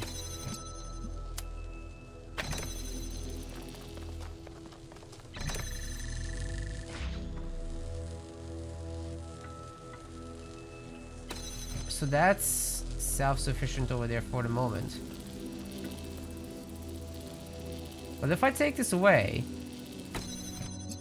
it's still fine, it's still fine, we've got it. I didn't realize the laser was already connected there with the red. That's good. The bridge ring seems to be fully charged now. Try accessing the tower, 1K. Alright.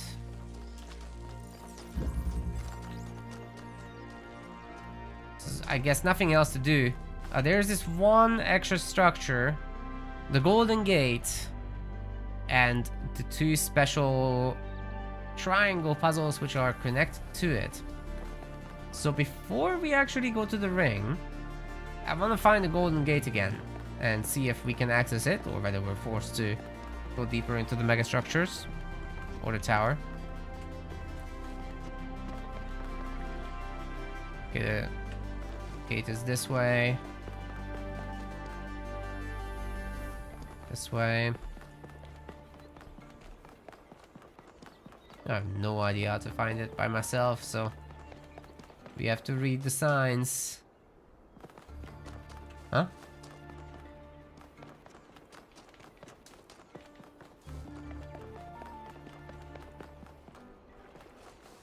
In there? Or through this? Through. Yeah. We had to go here anyway, I guess. For the tower, that is.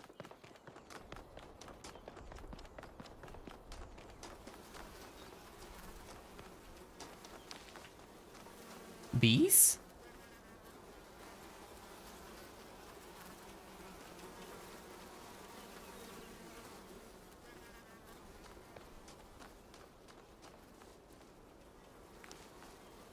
Sounds like bees, but I can't actually see them.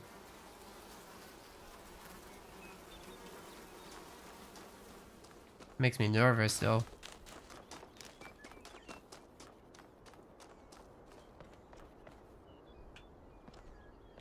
There's no interface anywhere, so we won't be able to access this. Let's go to the ring.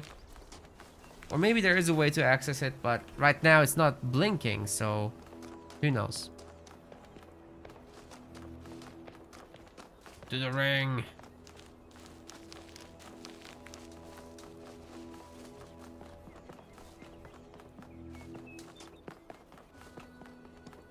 Am I on the wrong level?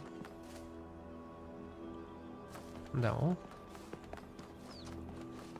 The architecture is misleading. You only... Oh! What's that? I'm gonna touch it. Looks like Prometheus' fire. Or something. Could that be the key to the Golden Gates? Spark. Prometheus' spark. What do I do with it? Can I access that? In some way, shape, or form? I guess not. There must be another one hidden somewhere. But exploration is for later. Let's progress the narrative.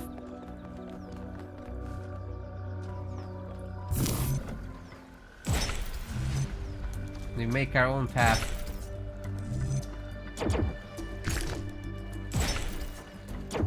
was easy enough.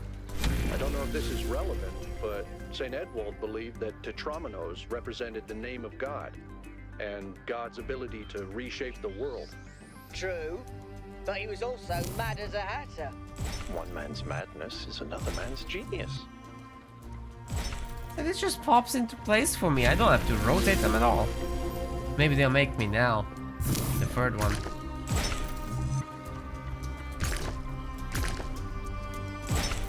Nah, no way. Not like that. Hey, up, up, up, up, up. Back to me. We'll take that one as well. Let's try this rotation. Oh god. Nope. Oh, we can select a different piece. Yes, there we go.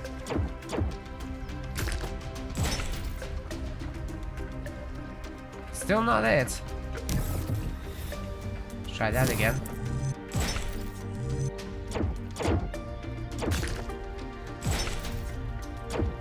What? Okay, again.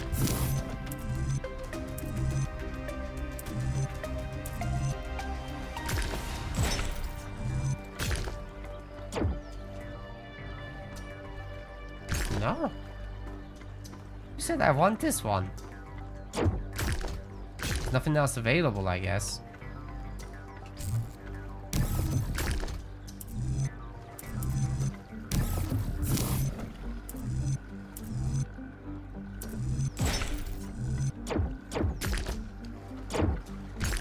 There's nothing else. How's this supposed to work?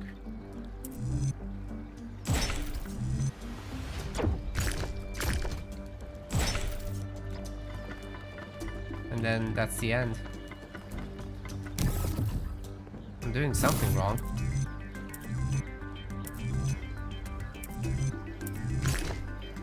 Ah, if we haven't tried this. Yeah, there it is. I'm very bad with these puzzles. I was terrible at the Tetromino arrangers. Those are actually Same. the only ones I was good at. What? I'm just saying. Huh?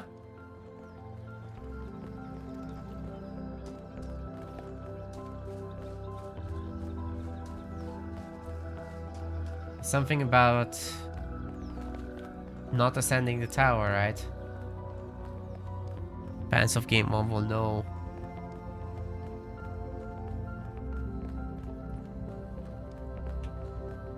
Very ominous.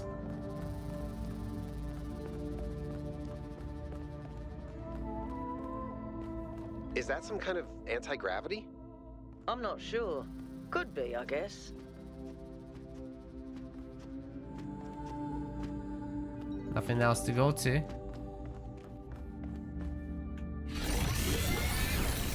Whoa.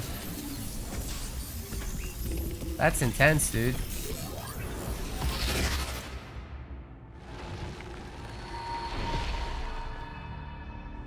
In the beginning, the gods shaped Sphinx. humankind out of the clay of the earth and gave them life with their own breath. But who is closer to perfection, the creator or the created?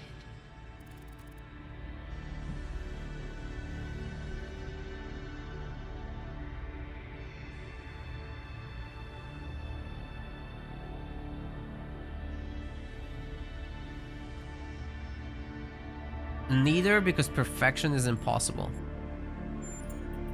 The man who lives on the plains imagines that the gods dwell on the mountaintop. But if he followed the steep road, he would see his shadow in the clouds beneath.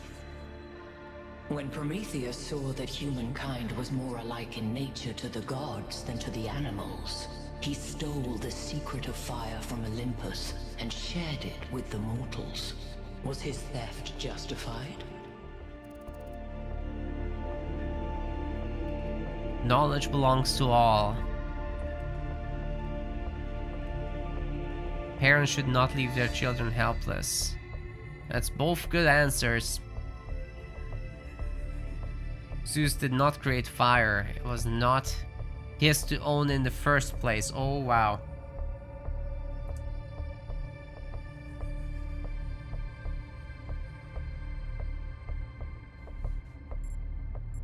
Knowledge belongs to all. That's what I'll go with.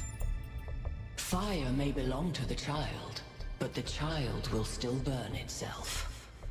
Disagree. Angered by the betrayal of Prometheus, Zeus punished humankind by creating Pandora. He gave her a box, and when she opened it, from inside escaped sorrow and suffering. All that remained within was hope. What does this mean? You know about the fire thing? If the child burns themselves, that's a valuable lesson. That's how I see it, at least. We'll not do it again, and in the future we'll use caution and use wisdom to approach it. Now, what does it mean that only hope remains in the box? Hope may still be found if we are willing to look for it. Zeus intended for humankind to have hope. It should have been released. Zeus intended for humankind not to have hope, so it remains trapped. Hope is itself an evil, like sorrow and suffering. We are lucky it did not escape. We suffer, but we do not anticipate it. This is a blessing as Zeus intended it. Now, it can be found if we are willing to look for it. Those who seek hope should ask themselves why it was imprisoned with the world's evils. Creature of clay, you stand before the fire. Will it make you whole, or will it destroy you? Consider the shadows cast by the flame, but do not mistake them for truth.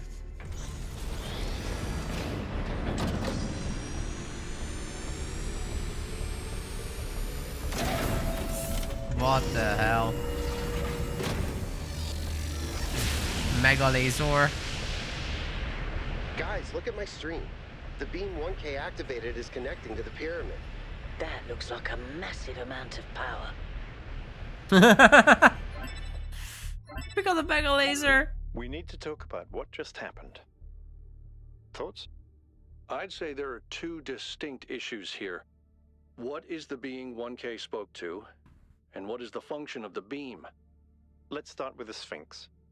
It seems similar to the apparition in New Jerusalem. Presumably the same technology. What I'd like to know is what we're dealing with, ontologically speaking. Was this a sentient being or some kind of recording? Nah, it was communicating directly and reacting. Yeah. That doesn't necessarily mean that it's intelligent. Let's assume for a moment that 1K is right, and it is intelligent in some sense. What really matters here Might be limited. is what it was trying to achieve by asking those questions. Threatening, testing me, just being cryptic to annoy me. In a way, it sounded threatening, but I think it's more of a test. Testing you to what? See if you're worthy? That's an interesting thought. You solve the puzzles, you get access to the towers, you enable a beam, and if you do it 3 times, you get access to the megastructure. Maybe, but The whole thing is a why? test for something. I don't know. It's a mystery. Don't you like mysteries, Al? Everybody likes a good mystery. You know what I like? Certainty. We're all doomed. You know how you get from mystery We say to nothing. certainty? By solving puzzles? Yep. 1K, you know the drill. The rest of you, as you were. Dismissed. Well, there's 2 more of these, so 2 sets of 8 puzzles remain. It's quite a lot of work. And that, in fact, might make it a good point for us to stop here. I think we did some progress. We're gonna look at it from the outside, though. I want to see it. I am kind of doing all the work. They're just making comments. But hey, it's always the intern that does the work, right? That's a powerful big laser. Wow. Wow, wow, wow, it's shining that laser real far.